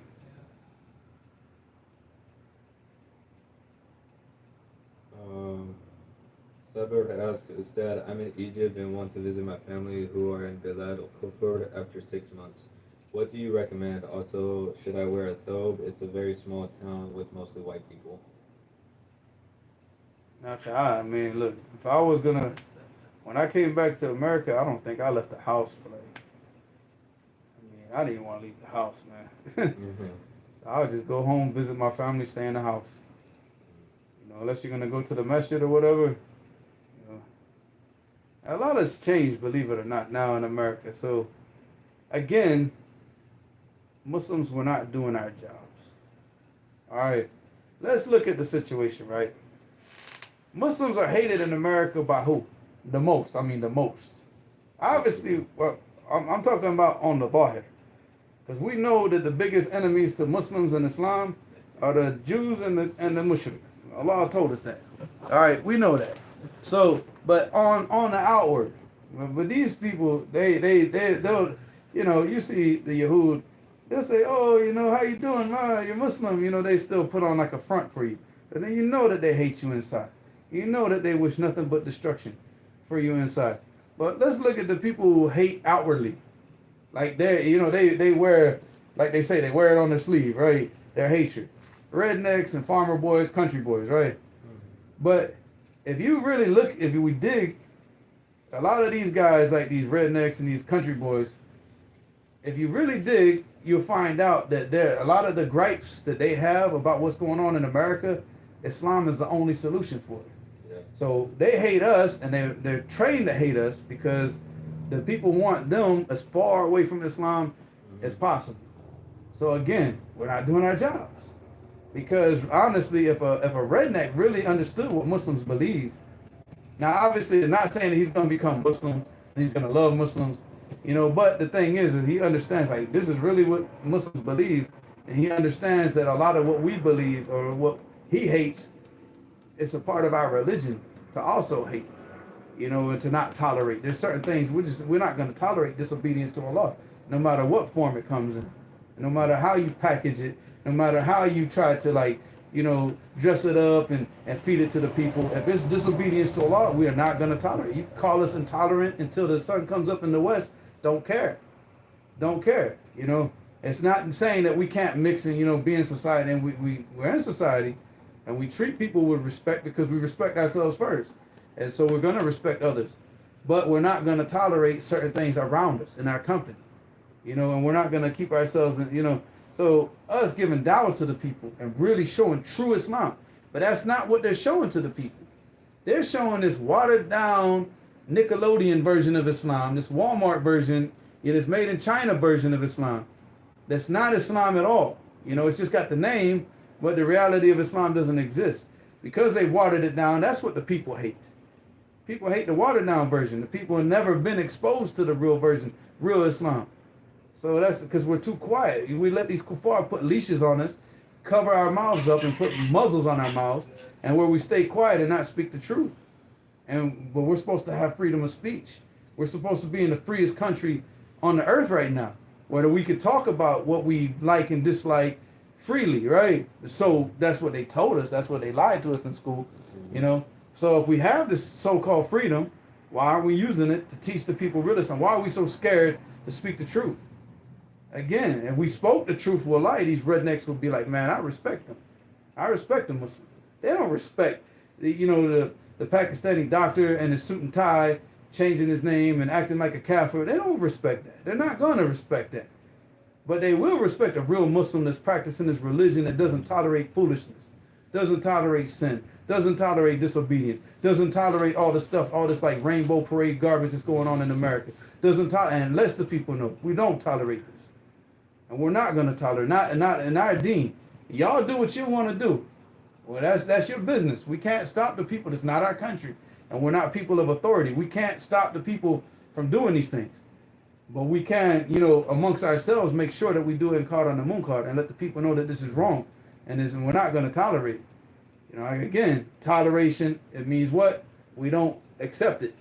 We're not going to accept these types of things, ever. We're not going to accept it. You know, teachers are teaching kids about all this sexual garbage in school right now. We don't accept that. It's wrong. It's morally wrong. You know, but because we keep our mouth shut about it, who's talking about these things now? The Christians. It's now the Christians now have gotten the voice, and now they're speaking out while the Muslims are still quiet. Yeah, we should have been talking from the very beginning. People should be following behind us. But again, we aren't doing our job anymore. You know, the job that we have as Muslims, you know, كنتم خير أمة أخرجت للناس تأمرون بالمعروف وتنهون عن المنكر وتؤمنون بالله. You know, you were the best of all nations that came out to the people. You commanded the people to do good, and you forbade the people from doing evil. And you believed in Allah. You had true belief in Allah. That's what made us the best ummah. You want to get back to that glory, the glory days, the golden age of Islam? You want to get back to that? Then get back to those characteristics. And get back to what made us successful. Because what made them successful in those days, wallahi, will make us even more successful nowadays. Because people have gone completely against morality. And look at the days in the Sahaba, and the days that they came up, there was still the semblance of morality.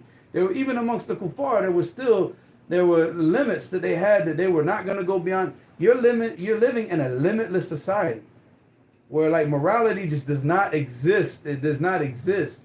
Yeah, they took prayer out of school, and the Christians and the kuffar, the Muslims, everybody stay silent. Stay silent. Yeah, they took the discipline out of the schools. Now we got kids running around acting like a bunch of like angry females. Yeah, you know, running around the street with guns. Running around the street acting like angry females with guns, that every time somebody, hey, he disrespected me, now he puts a bullet in somebody in broad daylight. Look at the society. Yeah, we don't care what these people say about us. Look at your society. Whatever you're doing is not right. But us, we need to focus on what we need to be doing, and we're not doing what we're supposed to be doing. And we should not be quiet about these things. You know, but the fact that he's now going to go to this town, this small town, and be around, and he's scared to show his Islam, this is because, again, the deen, not the deen itself, but the promotion and the dawah of this deen in America has been put in hands of people who do not deserve it. You know, they've been acting like a bunch of hypocrites and watering down this deen for too long. Yeah, wallahi, it's time for people need to get back to knowledge, seeking knowledge. And then I'm telling you, if we give true dawah, and man, all these country boys and all, they're going to be the ones that respect us the most. They're going to be the ones that respect us the most. It's probably a cat. Check it though. What's the next question? Yeah, it's a cat. It's on the fence. Pito.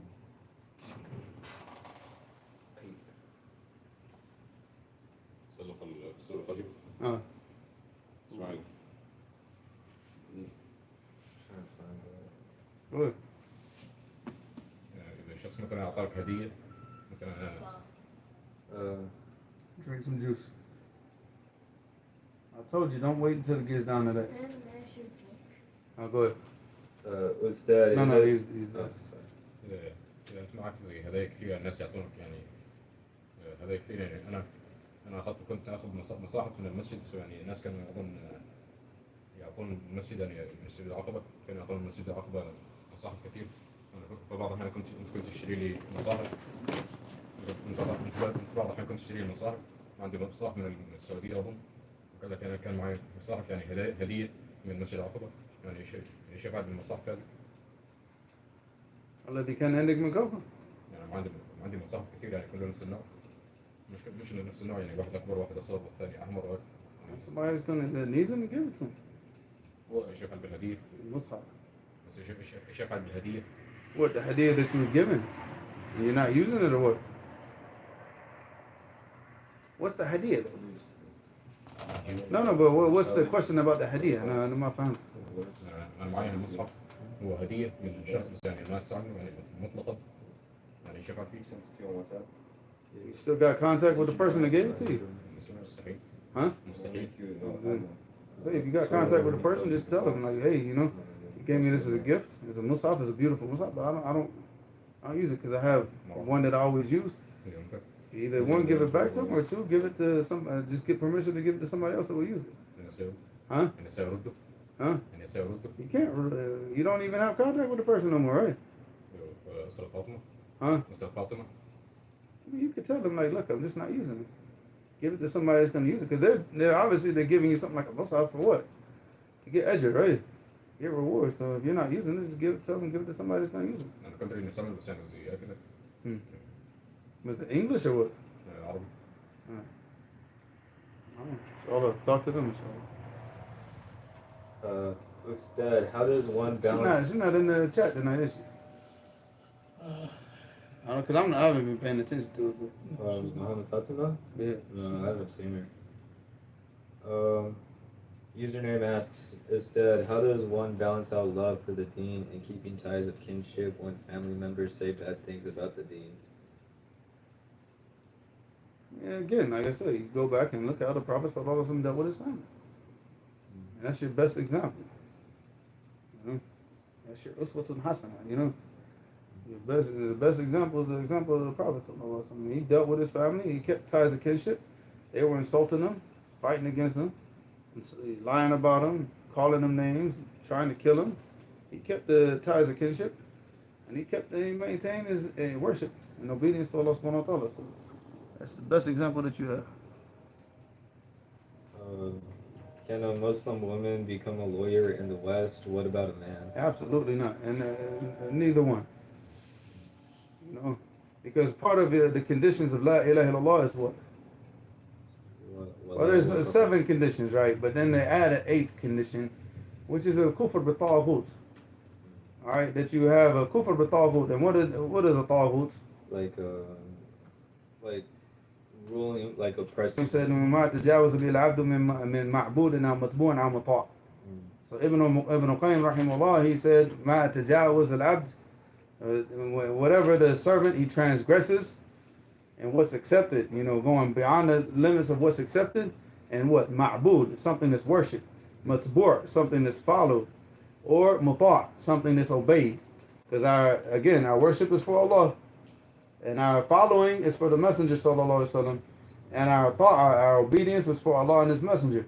So when you go out and now you worship other than Allah, or you follow other than, you know, the guidance of what Allah subhanahu wa ta'ala, as Allah sent the guidance down to Muhammad ibn Abdullah. He's the one that Allah subhanahu wa ta'ala sent the revelation to for us to follow. When you follow somebody else's guidance, leaving off the guidance of the Messenger sallallahu alaihi wasallam, then you've done what?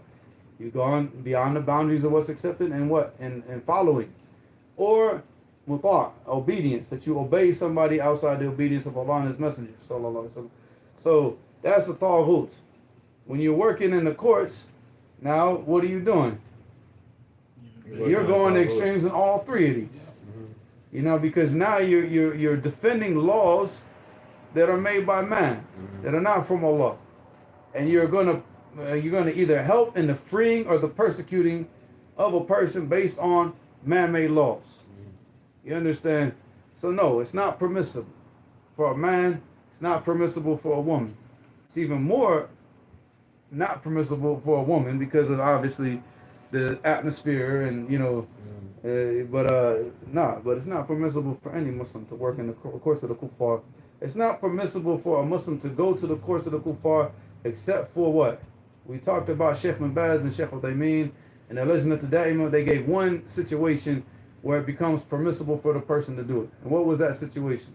If this is the only way for them to get their rights, and they take nothing beyond what is their specific right. Exactly. So that's the fatwa from the Lajnat al-Da'imah, is that you can go to the court, like for example, your rights have been trampled upon. You haven't gotten money that people owe you. They owe you money and they're not trying to give you the money. And you try the mediation and you try other, you know, you've exhausted everything amongst the Muslims to try to get your rights, but you live in again, this is if you live in a Muslim, a non-Muslim country, a kuffar country. If you live in a Muslim country, no, there's no going to the kuffar. You live in a Muslim country, but this is talking about they're giving this fatwa only for people that live like in the West, in a Kafir country. So all those means have been exhausted, then you go to the kuffar because this is the only way that you can get your rights. There's no other way to get it. And like the brother said, that you only take what you're owed. So if you're owed, for example, like $15,000, and the court says, well, we've judged in your favor $50,000. You say, no, I don't want the 50,000. Just give me what they owe me. I only want, and you only take the amount that's owed to you. You know, that's it. Because you're not trying, again, because if you take more than what's owed to you, now you're transgressing against them. You're oppressing them now. Now you're the oppressor, not the oppressed. And now it's going against what you went to the court for in the first place. But other than that, no. Marriage issues, we do not go to the courts of the kuffar for marriage. Any other issues that we have that we can solve amongst each other, we do not ever go to the courts of the kuffar. You know, a Muslim woman going to the courts of the kuffar and taking the man there and doing all this child support and all this type of stuff. Yeah, listen, you get your rights. If he gives him, if the brother doesn't give you his right, if he doesn't support the child, then what? Yeah, guess what? You're going to get on the day of judgment. You're going to get everything. You know, you don't need to go to the kuffar to get all this type of stuff. You know what I'm saying? So, again, You want to ask a question to the chat? We keep hearing these issues about sisters getting doctorate degrees or going to become lawyers and so on and so forth. Is the issue to earn money, or is the issue to have a title and degree? I ask that question because we live in a society where childcare, teaching, and with CPS and so on and so forth, this is an industry that is never going to go anywhere. Just for the record, if you become a foster parent, they have agencies that once you finish a month worth of classes, they'll give you $2,500 to hold a bed for a foster kid. And then they give you $7,000 a month, $250 a day for you taking care of a child that's been removed from her family. So my question is these women wanting to go get these degrees to earn a living, or is it for the title? Because if you become a foster parent, if you become a primary school teacher, daycare, childcare, so on and so forth, you will be able to wear your hijab, you'll be able to hold all your dignity, you'll be able to hold all of your Islam, you'll be able to contribute to humanity in a good way, and you'll be at home earning more money than you will do as an intern, as a nurse, or a lawyer, or a doctor, or whatever it is, and not incur any of the free mixing, any of the other harms that come with being in the work environment out in the public.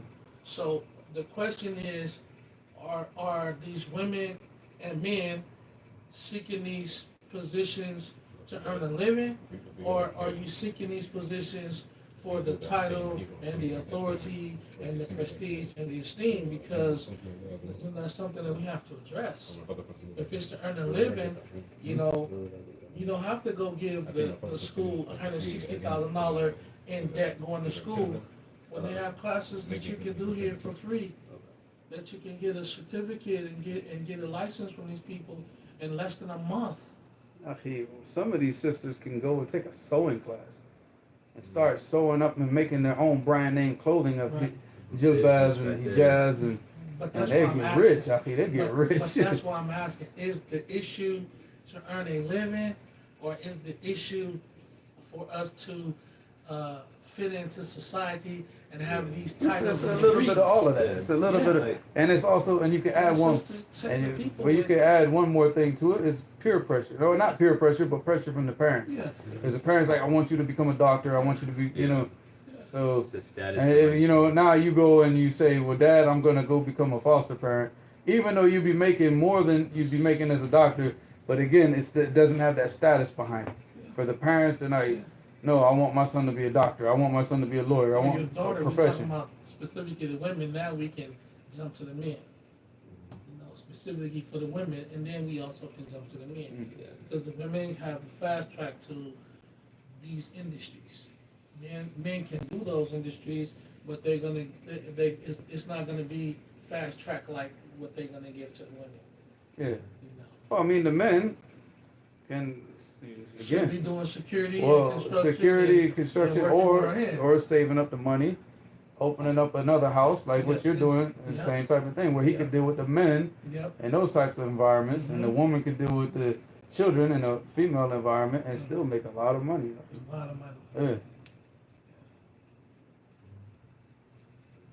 Right. Instead, is it far for a woman to perfume herself after the ghusl of the menses? It's not far off, but obviously it's good. I mean, especially her being married, doing that for her husband. You know, but not, it's not what. Instead, Huh? should عشان بيحط الحطب.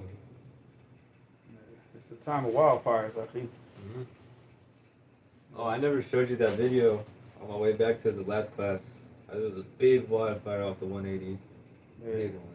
It's the time now, man. Oh yeah. Well, was this recently Yeah, it was the last on the class. freeway? On the freeway. Yeah, I it just was a driving off. woman. She set the fire. They arrested her. Oh really? I think that's the same one. She set this big fire across the freeway. Yeah. Right. Look it up online. They arrested her. Oh wow. Yeah. Because people don't understand California, boy. Mhm. Especially here. Right now, there's like from now until November, 0% chance of rain. You know, every Yeah. day.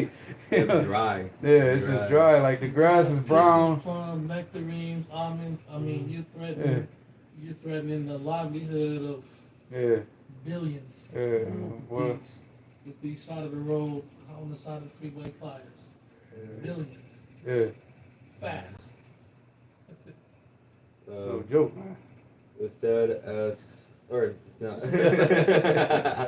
MA asks, Ustad, should one attend this ICNA convention happening this weekend? Absolutely not. Yeah. Absolutely not.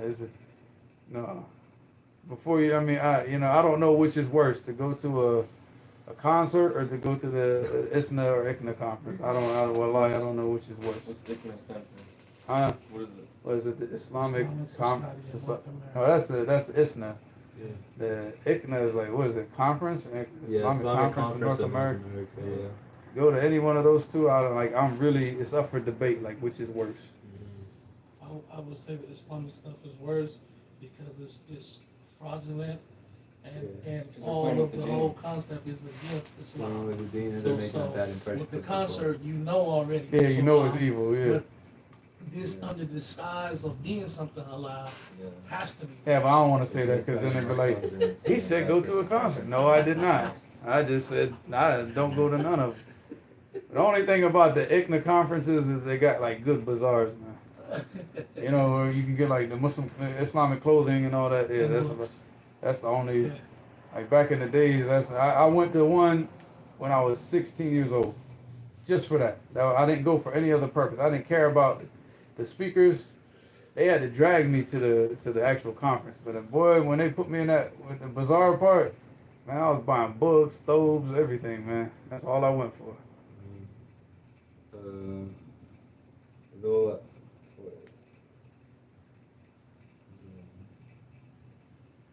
That's a good place to find a wife, though. If you want that doctor wife or that lawyer wife, you'll find her at ICNA. You'll find her. I just lost it. Find that wife that participates in the Rainbow Parade, boy. You find her right there at the ICNA conference.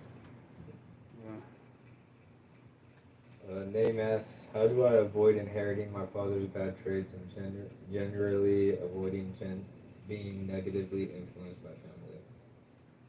But first, recognizing what it is that you're not trying to, you see, the thing is a lot of people they're not aware, man. See, you look at the Sahaba, right? Look at the society that they were raised up in. And did they not pick up bad traits in Jahiliyyah before they became Muslim? Absolutely. All right, so the learning of the deen, the practicing of the deen, and putting the deen above everything else, that took those traits out. Sheikh Muhammad ibn Abdul Wahhab, he wrote a book. It's called Masail al-Jahiliyyah. Masail al-Jahiliyyah, where in this little matan, he wrote out all of the different aspects, all of the things about Jahiliyyah that the Prophet sallallahu alaihi wasallam warned from. So the Sahaba, they were like, trying to get this stuff out of them. And they did that through the learning of the deen and the practicing of the deen. So you got to do the same thing. You know, you see those traits. You know, you see the things that are wrong. You recognize that it's wrong. You gotta, you know, fight to keep that. You know, because you might. Yeah, it's just natural. You know. Man, we need that so bad. What's that? We need that. I'm waiting for them to actually bring it back. Akhi, when they bring it back, I wanted to teach it. It was one of the first books that I wanted to teach We need that so when I came here. But I wanted to teach Adab al-Mufrad and I wanted to teach Masail al-Jahiliyyah. I can't find copies of it. Akhi, it's very rare. I think I got like one that I brought with me from Jacksonville. You have it? I have the method. Save it. Go back to the back. You know those books that are in that room over there. الكتب عند الغرفة عند الحمام وفي الكتب الصغار المتون في واحد متن برتقالي شوفوا مسائل الجاهلية. I think it's back there. If it's not, then I don't know where it's at. I can tell you and get prints made. No, we can get a PDF of it. It's Yeah. easy. You need that, man. Yeah. Everybody in America, everybody in the West needs that. We get right off the continent. No, the first 5 things, I think the first 5 things, you're like, wow, man, he wrote this for us. Like, literally, he wrote this for us. What book? Masail al-Jahiliyyah. The issues of Jahiliyyah. It's like all the different things of Jahiliyyah that the Prophet ﷺ warned the people against. Oh, man. So, I mean, this is it. It's like, it's memorizable, right? Oh, man. So, you see here. I need to take that to Office Depot and have them make us some copies, man. That's Just what, like that. They'll bind it and everything just like that. I mean, we can get the PDF. So he mentioned 120 different things of Jahiliyyah. And the Prophet ﷺ and this deen came to, like, you know, get rid of and get away from the people. So this is a beautiful, but this is the people they don't like. Here, people need that before they go in the Quran and take an ayat and think now they know how to implement it. If you don't know what that ayat is addressing of the Jahiliyyah before, there's no way you could take this ayat out and do any good with it. Especially as a Western-born, non-Arabic speaking person. There's no way you could do it any justice. No, inshallah, what we can do this after Kitab al-Tawheed, inshallah. We have to get back on the Kitab al-Tawheed. The last class that we recorded for Kitab al-Tawheed, it didn't even record. So we got to go and re-record it. So a long time. We got to go back and I hate that. I hate to sit there and record the exact same class again, but we have to do it. We had to do that before, but it happens. But yeah, I think we had to do the same thing for Adab al-Mufrad, right? Yeah. We had to go back and live stream the same exact class from the week before, the day before, or 2 days before, because they took the video down. Any other questions? You guys ready to go home? Still gotta take Sharia. Nah, it's Friday. We'll let it go. It's too late. I don't want to end the class because we finally got Abdul Malik here, man. So I was like, trying to like, come on, man. Any more questions? They're just having conversations at this point. Yeah. All right. So I mean, we can end it because it's already getting late. Are we having class tomorrow? Oh, hey, man. What's it looking like? Huh? All right. What's up? Is there class tomorrow? Yeah, Saturday, inshallah. Yeah. Should be having a class today. Tomorrow. All right, man. So that's it. سبحانك اللهم وبحمدك اشهد ان لا اله الا انت استغفرك واتوب اليك